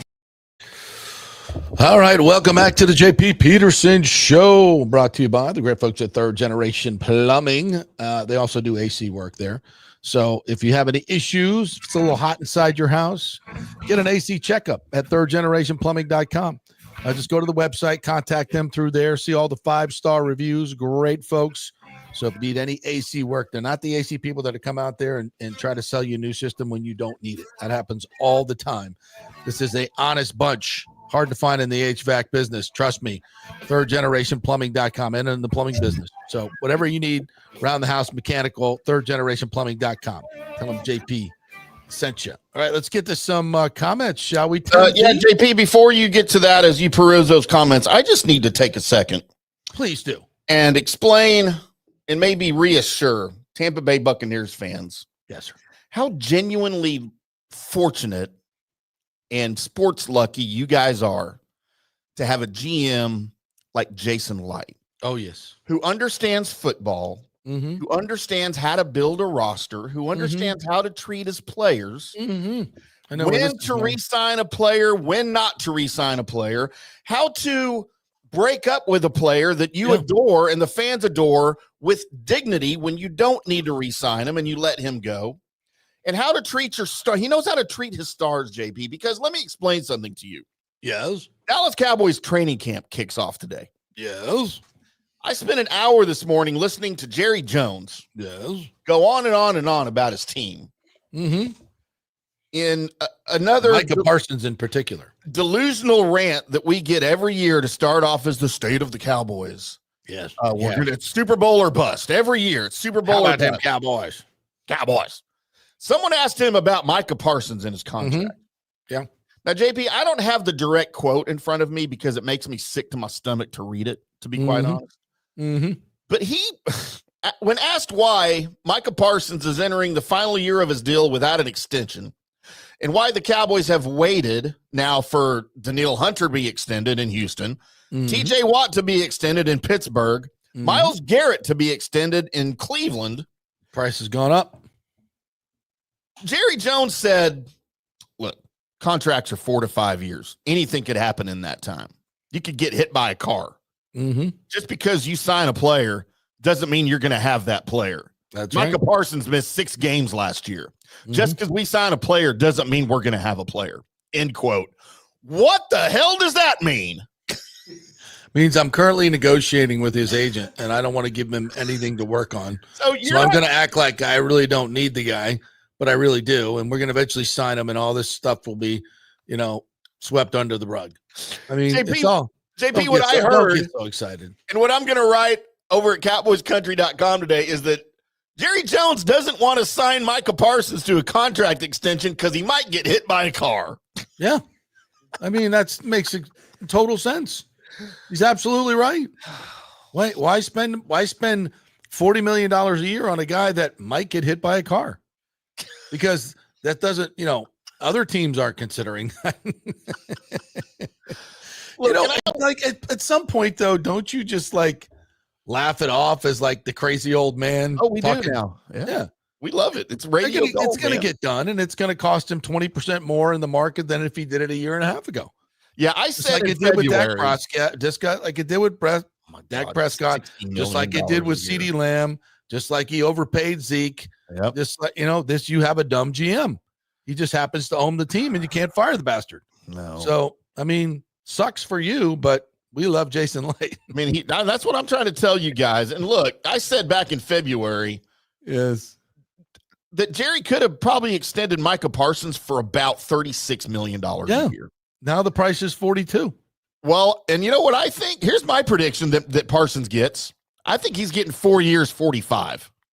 each. Yeah, maybe. So $180 million. You could have saved, what's 9 times 4? $36 million over the course of 4 years if you would have just done this 5 months ago. Which most every team already did. Most teams would have extended him last year. Yeah. That's common practice. Most teams, JP. Yeah. Yeah. Well, yeah. So you guys love Jason Light, and you should, and with good reason. That's my point here. We really do. We do love him. All right, to some of the Petermans here today. Brandon Weed says, why don't they practice inside? You can't be serious. It's Florida. They need to get ready for the heat of August and September. Pussies practice inside. Who said that? I did. Yeah. Are we sure that's not Brandon Whedon, the former Browns and but it's again former Notre Dame delicate balance. You want to practice some in the outside to get them used to it, especially in the pads. Absolutely. Yeah. But you don't want to do it every day because you're depleting them. Now, I don't mind depleting them as much in training camp, but not during the season. I think it's foolish to practice outside a lot during the season. I think you should at least do one day indoors because you're losing all the fluids and have to replace them. That depletes you on an aggregate as you go through the season. I think we've learned that. That's not smart. Bucs Race Bolt says Trey Henderson heading Florida. Which team? I haven't heard that. I shouldn't say he's not coming to the Bucs because you don't know. I mean, they got cap space if they want him. Yeah, I mean, what I want Trey Henderson rushing with Yaya Diaby and Hassan Reddick. Yes. Yeah, I know it would be a luxury at this point. But if somebody gets hurt, you're going to go, "Oh, we wish we had Trey Henderson." You can't have enough pass rushers. Michael Robeo says, I believe Beli was saying in an interview yesterday on Fox 13 that he's never dealt with this injury, plantar fasciitis. I had read that he did, and I remembered that he did. So last June, he was dealing with a toe injury. Okay. I don't know if that was plantar fasciitis related. That's different, yeah. But that's all I could find on any other foot-related injuries for him was a toe. Okay. Maybe I'm recalling that wrong. Maybe it was a different player. Yeah, Bucs working out former Seahawks OT George Fant today. I think they're going to sign him. Like we predicted yesterday, they are going to sign a veteran tackle. It's a no-brainer. And that's a good one, too.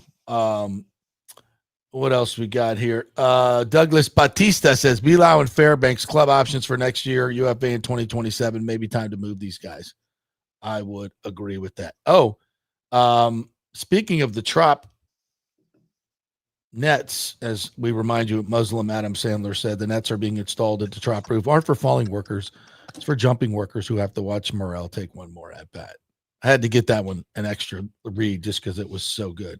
Yeah. The good folks at Spectrum Bay News 9 just put up some pics. It's on Spectrum if you want to grab it. Spectrum Bay News 9 Twitter. You could see some of those. So yeah, there's real work going on in there. So they're going to do this. I guess they're going back to the Trop. Unless, of course, the roof gets blown off again. It'll happen. Yeah. Are those roofs? No, that's the sky. I thought those were actual white roof panels, but no, that's the sky. And they've got, obviously they've got a lot of stuff covered up, electronics and stuff covered up. So yeah, I guess we're going back to the Trop. Some of you will be happy. I have a new air conditioning system too. The first comment on the Twitter thread is, this shithole is being turned back into a shithole. Great. Nothing like returning an eyesore to its original state of shittiness. That's from Mirando. I think he pretty much covered it right there. With some very great prose. Well written. That's a big fucking problem. That's extremely well written, Rando. Hi, Marks. Oh, God. Good stuff. Michael LaRue says the turf is bad for players' legs. Just ask Sua Opeta. Oh, the turf is indoors. Yes, that's true. I agree with that. Nathan Elliott says, breaking news, Jerry Jones is a super rich senior citizen who's suffering dementia, Alzheimer's, and disease narcissism. He needs to step down and move on to the next phase of his life. No. They are our competition. We like Jerry being involved as much as possible. Keep it going, Jerry. I love what you're doing. Don't change a thing.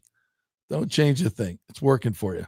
Last time you've been to the freaking Super Bowl. All right. I did not notice that there's TJ Reeves waiting in the wings. The great TJ Reeves. How long have I kept you waiting? I apologize as I was perusing our great commenters here. What's up, partner? How are you? Always good to be with you, my friend. Not long at all. I caught the tail end there of all of that. Yeah. I'm glad you're well. The Rays are not well right now. You were at the game last night. I was there. Are the White Sox getting well? What's going on with the White Sox? 4 in a row. Best team in baseball in 4 days. The White Sox, who have been at like a single A level for the last year and a half, wake up and score 27 runs in Pittsburgh. And then I'm thinking last night, let's get on board with the Shane Baz train here. And it was almost 7:35 p.m. batting practice last night off of him for a lot of that night last night. So what was White the vibe Sox, like? I guess White Sox have woken up, and the Rays better wake up here too, because I may not have my numbers correct, but they're going to play like 57 of the final 60 games on the road. Am I right? After these next two White Sox games, 19 of the next 22 will be on the road after this series. That's all.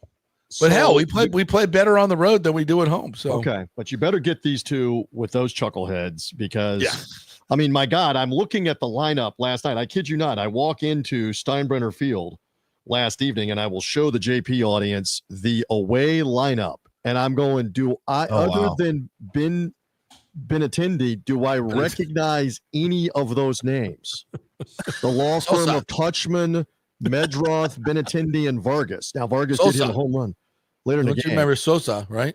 Yeah, but from the but hey, they deserve credit because they got a lot of key hits in the game last night. There were a couple of moments where Chandler Simpson could have maybe done some damage and made the final out of the inning to keep things going. You love the stories. You have me here for the stories, and we'll talk Buccaneers coming up in a few moments. Do we have a story from last night? So there's an incident with Yandy Diaz behind the plate last night, and I didn't know, and none of us in the left down the third baseline knew what exactly was going on. We knew he was mad about something behind the plate or right beside the batter's box. It was a Yankee fan. It was a Yankee fan that was berating Yandy. It gets better because I don't know what TV showed and what they didn't show. No, not much. We have all 4 umpires come around where Diaz is walking slowly to first base, and he's pointing back behind him at the on-deck circle and behind the plate. You got Jonathan Aranda, who's the batter due up next on the on-deck circle, and he's pointing at Yandy and putting the hands like it's okay. It's okay. He's like, go to first. Kevin Cash comes out. I think we involved everybody but Jane Castor and Rob Manfred trying to figure out what's going on. So we're down the left field line going, is it somebody saying something to him, which it turns out that it was. So at first we thought it was a female because the female is in an all-black outfit, don't have any idea who she is. And she's going on, and she's gesturing like this. And they've got 2 of the ushers that are around, a couple of the seasoned citizens. There's a lot of seasoned citizens ushers in the yellow. Now here come the cops. They're talking to her, and I'm like, what did the woman do? Is she the one yelling at him? Well, then they start pointing, and it's a big, burly, ball-headed looking Yankee guy in a white Yankee. Tim. Tim. It's me in a Yankee shirt. It was not Tim Ham because he did not have your beard, my friend. The facial hair did not match on identity. And he's got a little kid with him. So they walk him out and the little kid out, and people are booing, and people are, some people are cheering that he's being walked out. Some people are booing him. He's like waving at everybody as he walks off. And I mean, like a squad of Tampa police officers are around him to get him out. Yeah. Okay. So the only thing I could think of, and this is, and I've not talked to him. I have a good friend of mine. You remember that the legendary late CBS director in Tampa, Andy Kendall. Do you know who I'm talking about from CBS Sports? Absolutely know him. Andy's son, Ryan, is a good friend of mine. Right. All right. Ryan has been a lifelong Atlanta Braves fan, and he's kind of warmed up to the Rays over the last 20, 25 years, but he was a Braves fan from back in the 80s and 90s. Ryan would legendarily go to these games and heckle players. Yeah. To wit, 25 years ago, I'm on a project. We don't have to get into all the details with Ryan, and we're in San Diego, California in the summer of 2000. This is right before the height of Barry Bonds and all the home runs with the PEDs. And he says, let's go to the baseball game because we don't have to work till the next day, till Saturday morning. This is Friday night. Mm-hmm. So we buy outfield tickets in the left field seats of old Jack Murphy Stadium where the Padres used to play. Yes. And my man Kendall is about 10 rows up, and they did something similar that Fulton County Stadium did and a couple of other stadiums would do, and they would store the football bleachers right behind the outfield wall and have a higher elevated left field seating. So we are elevated probably 50 to 60 feet above left field, probably about 5 to 10 rows up. And Ryan starts in the bottom of the first on Barry Bonds, just absolutely berating him. Mercilessly. I mean, Barry, you don't hustle. Barry, they got rid of you in Pittsburgh because you don't hustle. You don't care about the game. I'm like, Ryan, cool it. I'm outing him right here on the JP show. Cool. Because my fear. You're sitting next to this guy, too. You're like, because my fear is not the cops. My fear is Barry Bonds in some kind of pseudo roid rage is going to climb the football bleachers and come into the left field stands after us. And we are two ingrates from the state of Florida that have come in to visit. And my man will not leave Barry Bonds alone. Timmy, I'm not exaggerating. For like 3 innings, I'm like, Ryan, he heard you. I'm like, Ryan, he heard you 30 minutes ago. With all this, he's waiting for the acknowledgement, though. Remember the Rays had the heckler. Remember that there was Tropicana Field for many years. Yes, and in Tropicana Field, you could hear everything. Acoustics. Yes, and you could hear like this guy would be behind home plate, maybe just down the first base line, about 20 rows up, and you could hear him like he was speaking into Dwayne's microphone. I mean, remember that guy? Because he's right behind the home plate microphone where you hear the pop of the glove or the crack of the bat at the plate. And he was loud in that place with like 4,000 people. They would have to come to him repeatedly for like, can you please tone it down? TV's going crazy. Yeah. You've made your point after the 8th time.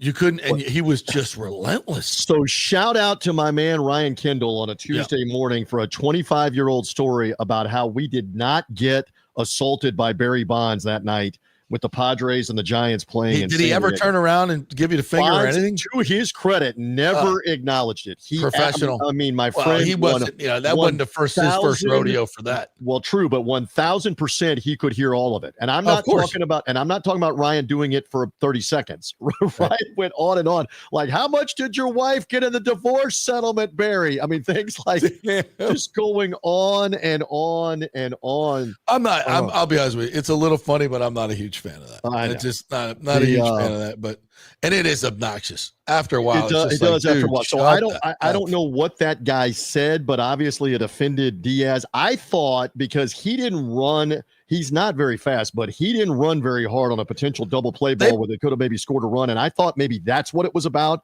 They've told him that on routine grounders, chill. Yeah. Because he's got those hamstring problems. Okay. Like that's been a directive from the team. Like, let's say if it's a routine grounder, we don't want you busting it down first base. But by the way, if you're complaining about a guy not running hard, that's fine. If you're yelling out about that, I mean, that stuff goes on all over the stadium.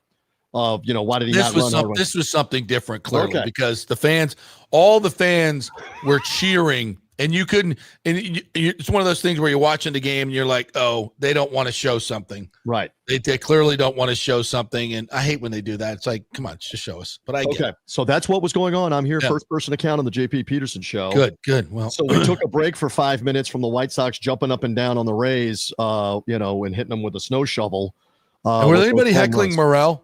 Anybody besides you heckling Morrell? I was not heckling Morrell, but maybe I should have been. Please explain to me. In an 8-2 game in a critical at bat in the 6th inning where the White Sox have made a pitching change to a right-hander, and Jake Mangum plays what position again? Plays left field. He's an outfielder. Just like Morrell. No. That you don't pinch hit for Morrell, who's already gotten a couple of outs in the game. I did not understand that. We're not Kevin Cash. We just play it here on the FanStream JP show. We had Mangum on the bench. I guess I thought Belau was available. Him for what? If you're not saving him while you're trying to rally, I think it was 6-2, but it might have even been 8-2. Yeah. If you're not using him in that situation, are you using him for the critical at bat in the bottom of the ninth to try to make it 8-4? What? Well, the other night we had a left-hander, against that stupid right-handed lineup. with all these great left-handers on the bench, Sharonda, Bila, who's helped. I mean, all these guys on the bench. And he's like, well, and the thought was, well, in the 6th inning, when we get the relievers in, we get some right-handers, we'll have some good at-bats. Well, the dude threw a complete game. So we got three at-bats from Morrell and Meade and just, yeah. I mean, so I said this earlier in the show. At this point, if I'm Neander, I'm neither a buyer nor a seller. I'm a stand patter. I'm not gonna give away any press prospects because this team hasn't shown me enough consistently that they can win something big. But I do think they can be a really good baseball team. But at this point, I'm just gonna maybe call up who's our boy from Durham, Bob Sizemore. He's got 23 home runs. All right. I may, we got Palacios coming back. Some of these, let's just do what we have. We're going to go with the rest of the way and see if we can do something. Let the new ownership group come in the offseason, take a look at everything, and then go from there. Because at this point, I don't think you want to be giving up prospects to try and save this season. If you can't beat the White Sox, especially 2 out of 3, right? Then Well, and don't really, sell the farm either.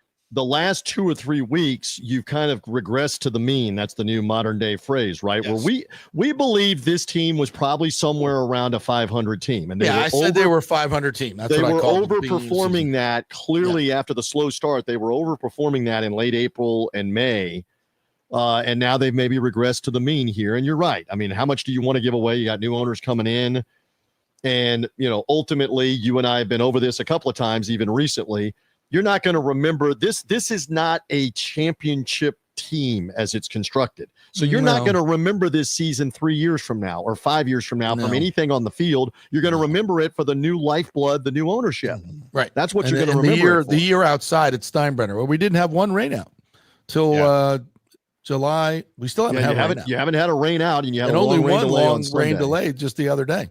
You want the intel on that because I do have some sources on that. Apparently, they had problems getting the tarp out on the field. It was a Keystone Cops show. Shall I throw them under the bus? Absolutely. Apparently, the Tampa Tarpons ground crew is a different grounds crew, and let's just say they didn't put it up properly. So sometimes these things happen. Yeah, if you don't roll, as we know, if you don't roll it up properly, it doesn't get rolled out the next time properly. That's a great metaphor in life. It is. It really is. Apparently that was the case on Sunday, that they only Sunday learned, oh my God, what were they doing for I believe it was the July 4th Tarpons game while the Rays were gone, which was the last time the tarp had been used. And that's apparently why you saw the circus that you saw. Wow. I'm just here to, fill in the blanks wherever I can. I'm with you. If they can't get off the canvas here and beat the White Sox a couple of times and get some legs. By the way, shout out to my guy and your guy, Greg Blackburn in Tampa Bay's 44, because they actually are showing the games on Friday nights where I can see them. Because, again, I don't have FanDuel on Hulu. I can't see the games. But I saw the recent bludgeoning of the Orioles on Friday night. They're back on 44 Friday night in Cincinnati. Nice. You win a couple of games here, lots and you of go to lots of local TV spots in there too. Correct. And by the way, you go from like a third of the market being able to see it to 99% of the market being able to see it. What a concept! The Lightning are going to do this year. Yes, what a concept! And so, by the way, this news ownership group will be very interested in having all of Tampa Bay be able to see the games. Yes. So that'll be something in the works. And listen, and there's a lot more local revenue to be made if you have all the games on local television. This just in. So don't forget about that.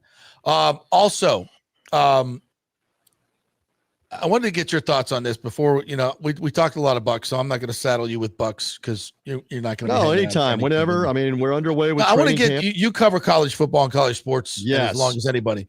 Are you going to bust me about my Memphis Tigers trying to bribe the Big 12 and not successful? I kind of like that. I kind of like they tried to bribe their way in, like being proactive. SMU did to the ACC, and of course we sucked that up right away. And then they came and trounced everybody in the conference. Thank you very much. No, listen, it's a smart thing. You get more exposure, you sell more tickets, better schedules, better everything. You can make more money. The American now, not the AAC, is now the American, and we have a We have an eagle mascot as well. Soar. Wrap yourselves in the flag. When in doubt, go to the Eagles. So they have a new mascot, the American. Listen, I like that. That's pro. You're doing things. You're doing things at AAC. Everybody thought ACC. No, we're just the American now, and we have an eagle for a mascot. We are the first conference mascot. Like that's something that was needed. Right. We gotta have a little patriotism. Okay. Well, do realize America. Do realize that in the Northeast they have the America East Conference. It's a little small, everything but football conference. So you could have some confusion there. But the American. But so this is what I was going to ask you. Yeah. So FSU has now completed their stadium renovation, and they have gone from 79,000 seats to 67,000 seats. They've lost 12,280 seats, and they've put in all this premium seating, which is a lot more expensive and more revenue to this because that's what college football now has become. We have to pay the players, so we need more revenue. We need more NIL money, et cetera, et cetera. And, a lot of fans are not okay with this. And I said, well, guess where Florida's going with their renovation? You're going to see the same thing. University of Florida, this is the wave of the future. Is Smaller that confirmed? stadiums. But, Florida has the complete enclosure on both ends and 90,000 plus capacity, but it's confirmed that they're going to downsize? Well, no, it's not confirmed. 10%, 15%? Oh, you're predicting. I'm predicting because that's what everybody's doing, and they're making it more expensive. I think you're going to see it across the SEC. Everybody's going to follow suit to what FSU is doing because it's more revenue and it's less tickets. Less headache. Be honest with you, they don't want the ham and eggers. It's more of a headache. It's less money. Well, college is supposed to be the different haven in the NFL in that you got the students, you got the more affordable tickets for families to be able to go, et cetera. So I don't know how I feel completely about that, but back to, I don't like it. I don't like it. I understand it and I get it. And I think it is the future of college football, unfortunately. Because I do think there's a charm to college football of the more ham and egger type stuff. I think that's the bulk of your SEC audience, which is the best fan base of any conference, obviously, because of the numbers that they turn out. No, I don't like the trend. I don't like it. I think it's bad for college football, but I understand why FSU did it. It's kind of, they don't have the timing. These things are planned years in advance. 2 and 10 is not a time to sell these seats, but most of all the premium seating is gone. That premium package ain't quite as attractive off a 2 and 10 season. I would agree with you on that. Back to my Memphis Tigers, they have been renovating the old Liberty Bowl Stadium, which was the replica of the old Tampa Stadium. Sombrero, yeah. And it was an absolute fossil, dinosaur age stadium that needed to be renovated. And they have been doing that for the last couple of years. And not unlike what we've been talking about with the Rays and the surrounding area and having retail and office space and housing and concert venue, they're doing the same thing in and around the stadium in Memphis. It is a multi-year project. They are about 3/4 of the way through it. And that is part of what this effort was to bid themselves into another conference here, is saying, hey, we've upgraded all of our facilities, our stadium. We play in a state-of-the-art NBA basketball arena. We are the bridge in between the Texas and kind of upper Southwest with Oklahoma State and Kansas State and Iowa State. We're kind of a bridge to come play another team in the Central Time Zone before you go play Cincinnati or West Virginia or the border of Mississippi where nobody wants to go. Well, but by the same token, there are a lot of outpost locations in the Big 12. Have you been to Lubbock, Texas? Ain't a whole lot there. Tortillas. On and on. Yeah, tortillas. Was been to Ames, Iowa. Been to Manhattan, Kansas. Yeah, kind of the same thing. So, I think these are all trends of college football that I don't necessarily like, but it is part of. I think they can enlighten me though. Has Florida State sold out that premium seating, or they're still making the effort to try to sell it all? What is the update? I was told when I was there about a month and a half ago that all of the high dollar stuff was taken. And I got a note from Bolts and Knowles on Twitter, who seems to be a Tallahassee resident and has gone through the whole process with the sales team and all that. Their season ticket holders said the majority of the seats, but not the majority of the money. He said the big dollar seats are the ones sold out. New chair back with no club access or $2,000 capital contribution, then $1,200 a year. Woo! Yes, All right, but hold all on, the other ones back that up. You got to pay $2,000 for the seat license, air quotes, right? Yes, and then a $1,200 a year commitment for the Florida State games, which the maximum number of games is going to probably be seven or eight. Yeah. That is, and how many of those do they have to sell? That's now the Founders Suites, the Loge boxes, and the club seats are all sold out. It's $170 a game. Yeah, the chairback West Side seats without club access are not sold. So, the riff-raff, if you will. The riff-raff. Yeah. You go sit over there, you don't get access to the club, you don't get a back in your seat. You're paying $1,200 a season per ticket, and you don't have club access. Wow. And you're paying $2,000 capital contribution every year. You have to pay every year. I think that's every year. Okay, it's not just for the initial investment. Yeah, that's the booster donation. Yeah. Well, good luck. Good luck to them with trying to figure that out. That's what, for 2 tickets, you're $4,400 in for the season. You got to drive to Tallahassee and pay $600 a night for a Motel 6. Norvell better start winning some games, brother. Yeah, it's not sustainable. It's just not sustainable. Again, and you got to throw in the hotel costs because again, a Motel 6, literally the Motel 6 is $400 a night with a 2-night minimum. Because they can get it. Because if you don't want to pay it, somebody else will. Not for long. I just don't think that's gonna. I don't think that's gonna be sustainable. There's not a big city presence. I think they've gone from. Do you think? All right. So here's an interesting thing to pose to both of you and to the audience. Do you think the powers that be know this and are preparing for whenever the bubble bursts financially, or do you think they are putting their head in the sand and saying, we don't want to worry about 2029 and 2033. We're just going to figure it out as we go. And if the bubble bursts, the bubble bursts. Do they really understand what they're potentially headed for and likely headed for? And maybe they don't care. What about option 3? Maybe they don't care. I don't think they care. Well, I think it's like this. This is the wave of the future. I think they're trying to get out ahead of it. And I think the money, again, what we see in this country is we have a huge gap now. The wealth gap is huge, but there's a lot of people with money. Like there's a lot of rich people, but there's not a big middle class and there's a lot of lower class. So it's like restaurants now. It's either fine dining or it's fast food. Like the middle options, the Outbacks are dying. Those and now the Outbacks, you go to freaking Outback. For a family of 4, TJ, what did we drop at? 125, 150 It's a car payment. It's a car payment. But I mean, it's insane. Fast food is also hurting as well, while we just digress for a second, because in the model, they can't get enough people to work for the price that those jobs pay. Right. And so therefore they can't stay open, can't have enough employees to stay minimum open wage was never a good idea. And say goodbye. So But back to your point about the college part of this, the college experience, the pricing of the college game, they've got to have some kind of plan. How do we keep from running off all the people who can still afford to pay $40 to come to the game? They can't pay $270 to sit in the premium. An NFL game, they're basically priced out, but they can still pay $30 or $40 to come to the game. You can't destroy that because that's a significant segment.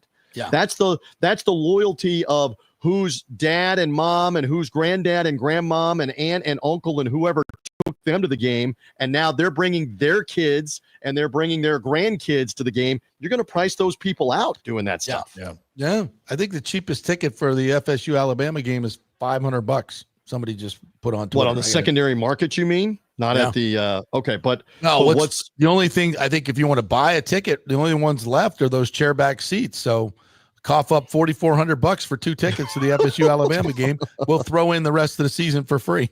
Well, there's legendary things that have gone on. Like you mentioned in the SEC, and you're mentioning Alabama as the model. It was known for a lot of years in the 2000s, the 90s, and the 2000s. The Alabama fans would go buy season tickets to like Vanderbilt, Kentucky, or Auburn, and they would make sure that they then had a seat for when Alabama was playing Vanderbilt or Kentucky or Auburn on the road. Because they had the disposable income to go do that. As crazy as it sounds, they'd have hundreds of fans that would go buy a season ticket to make sure they got good seats for that. So it's crazy. It's crazy where we are. Unfortunately, it's coming to a professional sports is coming to a college. Do you come down? I heard Tim's opinion. Do you come down that they just don't care, that they know this, the powers that be, and they just don't care? They're going to keep. I think they care. I think they care, and they've gotten a lot of pushback. It used to be 77% of the tickets sold in FSU were from Tallahassee residents. This was, I think, 10 years ago. And now I think it's flipped. 70% of the sales are from out of town. Why is that? So because the price has gone up so dramatically. Well, and the other thing is so many people moved out of Tallahassee. No, it's just the people in Tallahassee can't afford the tickets anymore. Interesting. Because all of the tickets have gone up. They've been putting in a lot of premium seating over the last few years. And now this year coming up, I think it's going to be like 70% of people coming from out of town. What's the student? I know we've digressed on this. What's the student ticket allotment right now in the new configuration? I'm not sure. 10,000? I'm not sure. You better have at least 10,000. You ought to. I mean, you've got a big enough campus and fan base. It should be 20,000, but it better be at least 10. Well, you've got 40. I think you got 40,000 or 20. I don't know. Look up on-campus students for FSU. How many we got, Danny? It's got to be 30. It's got to be 30. I think it's at least 30. Yeah. It may be 40. Total enrollment, I think, is in the 50s, but I think on campus is. So you got to have at least 10 to 15,000 student seats. At 24. least 44 on campus. 44,000 kids on campus. Wow. And we're allotting 15,000 seats. 10, 15,000 to the students. You better have at least that. Yeah, that's not enough. That's not enough. I said at least that. You got to have at least that. But I don't think they have any more than that. Because they're all located on the student side. They have the end zone. They have the north. What is the north end zone? The north end zone, and about a quarter of the stands on the student side. So that's maybe 15,000. Maybe 15, maybe 20, which is that's not cool. That's not cool. Now, if the students aren't using the tickets, then I'm okay. I get it. But if they're limiting the tickets because they want to get more, big dollar alumni in there, that sucks. But I get it.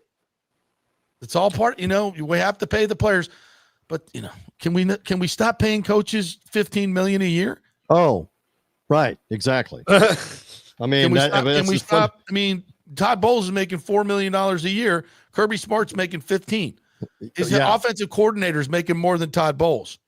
Like what?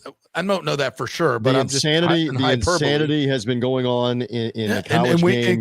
Can we figure out a way to do away with $76 million buyouts for coaches? Exactly. Money could be used in other ways. Because we were talking about this back during the season, that for anybody that was delusional, and that's the right word, that Florida State was going to fire Mike Norvell. Right. They owed him what, $65 million? Yes. Yeah, $65 million. Yeah, that ain't happening.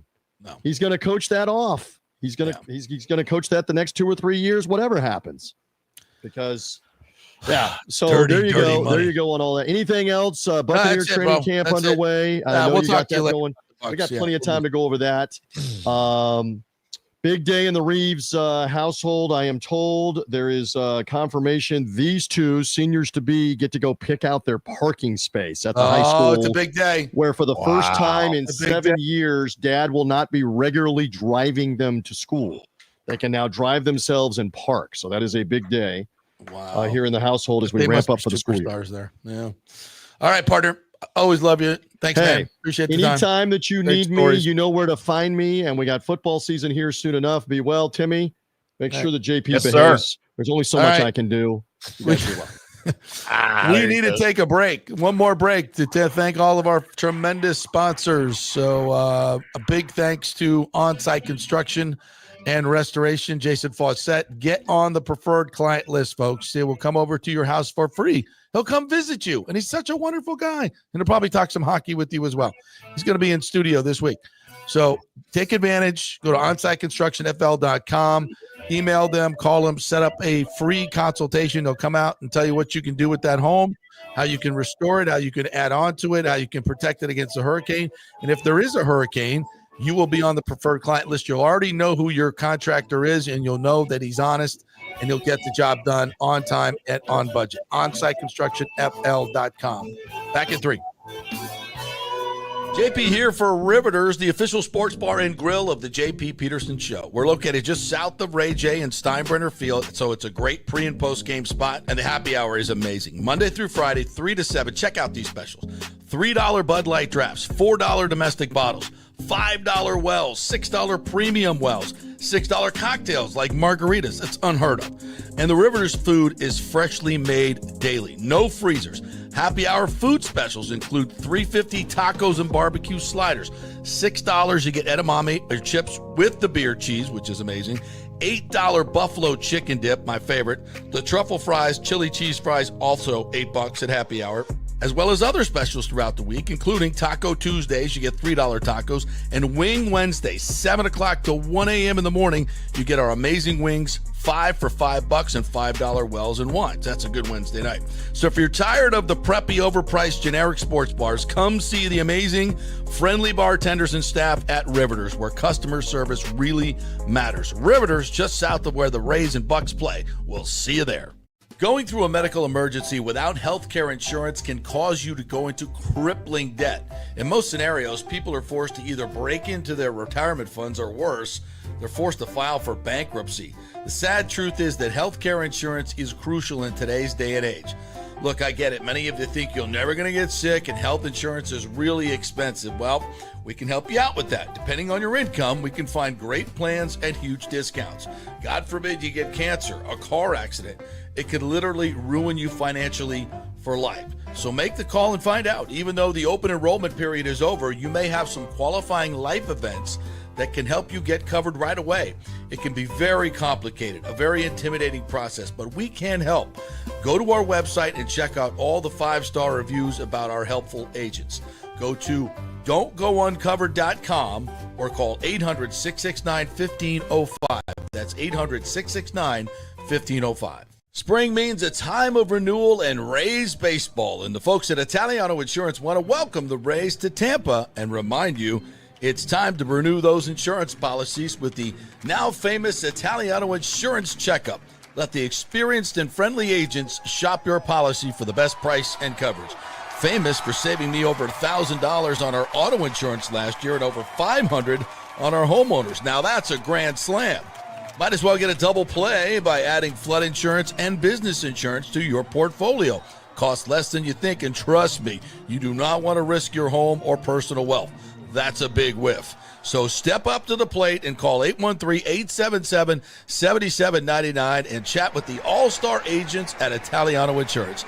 813-877-7799 or go to ItalianoInsurance.com. Go Rays! JP here for my friend Jason Fawcett, owner of On-Site Construction. They do residential and commercial renovations and new construction. As a leading home builder and general contractor, On-Site Construction prides itself on transforming homes through superior craftsmanship, dedication to client vision, and an unmatched commitment to quality and service. It's about building relationships. We take the time to understand our clients' needs, preferences, and budgets so that we can deliver a personalized experience tailored to their unique vision.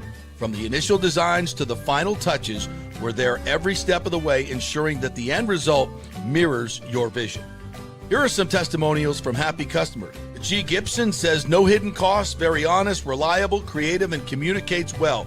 Reasonable and fair with their pricing, no hidden costs. C. Smith said, did not disappoint. I'm very happy with the work. This company really cares and will take care of it. So if you're just thinking about building or renovating, give us a call and let's see what's possible. 813-579-5789 or check out our website at onsiteconstructionfl.com.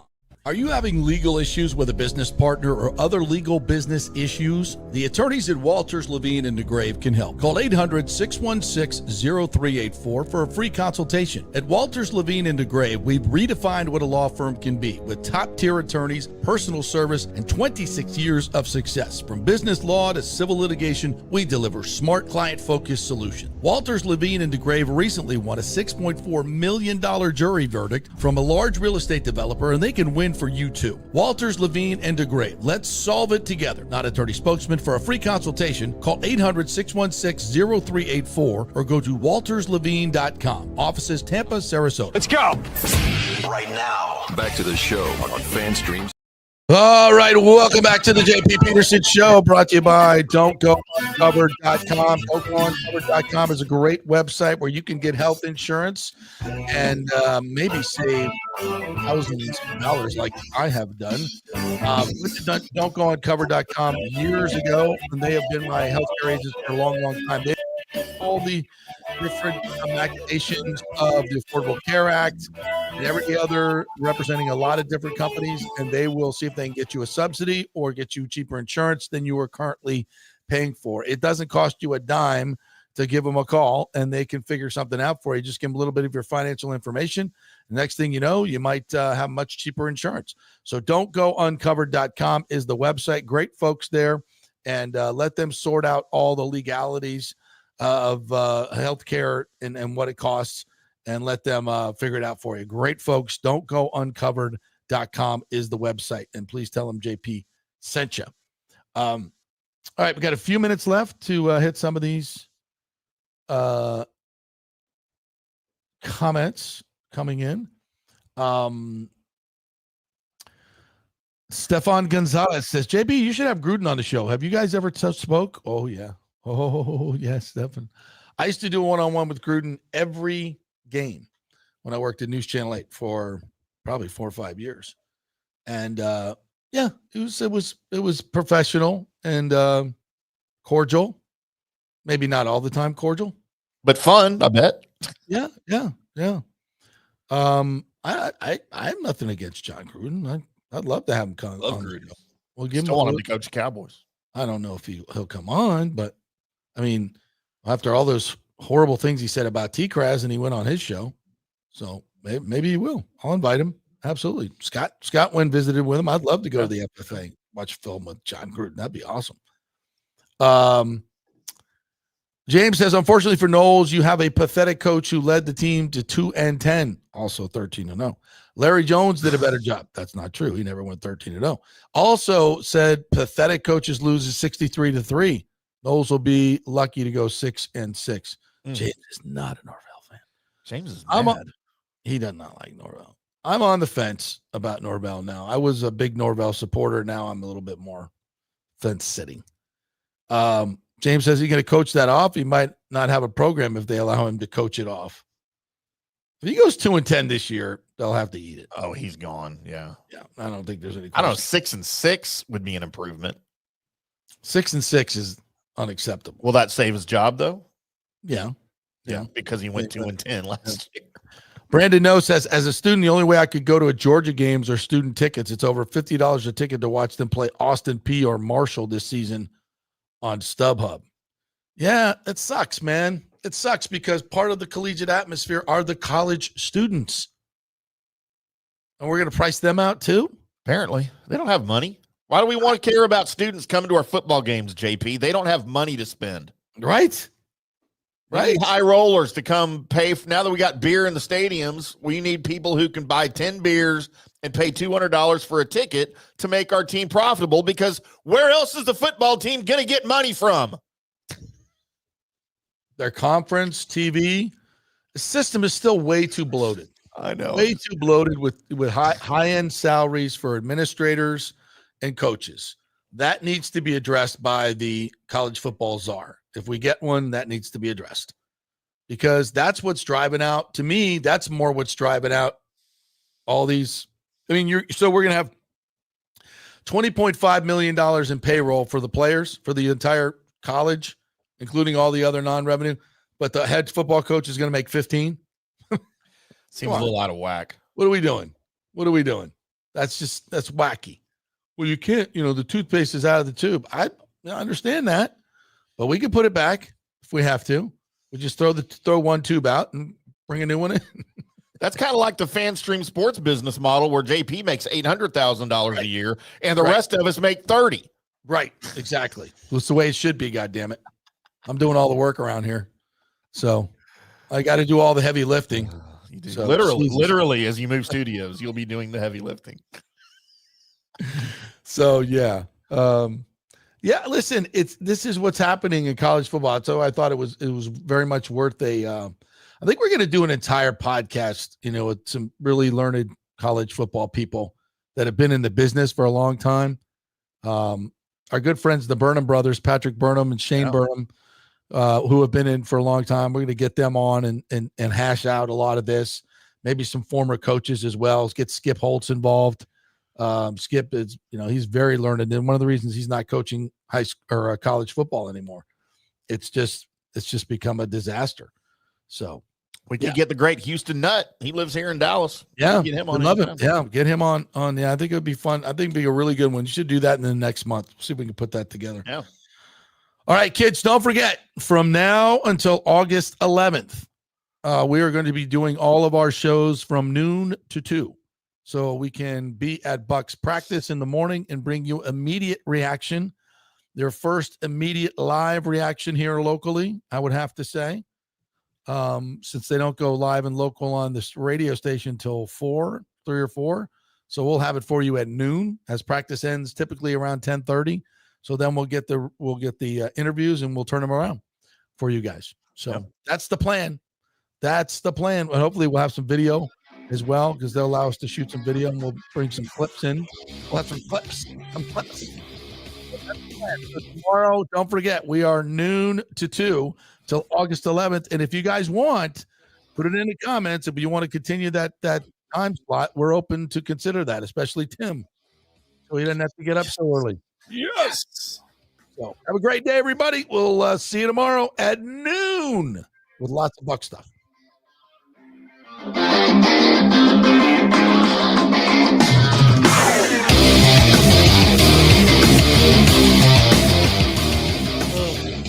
So, Danny, you can help us move studio on Thursday? Okay, cool. I might be able to. It'd be very helpful if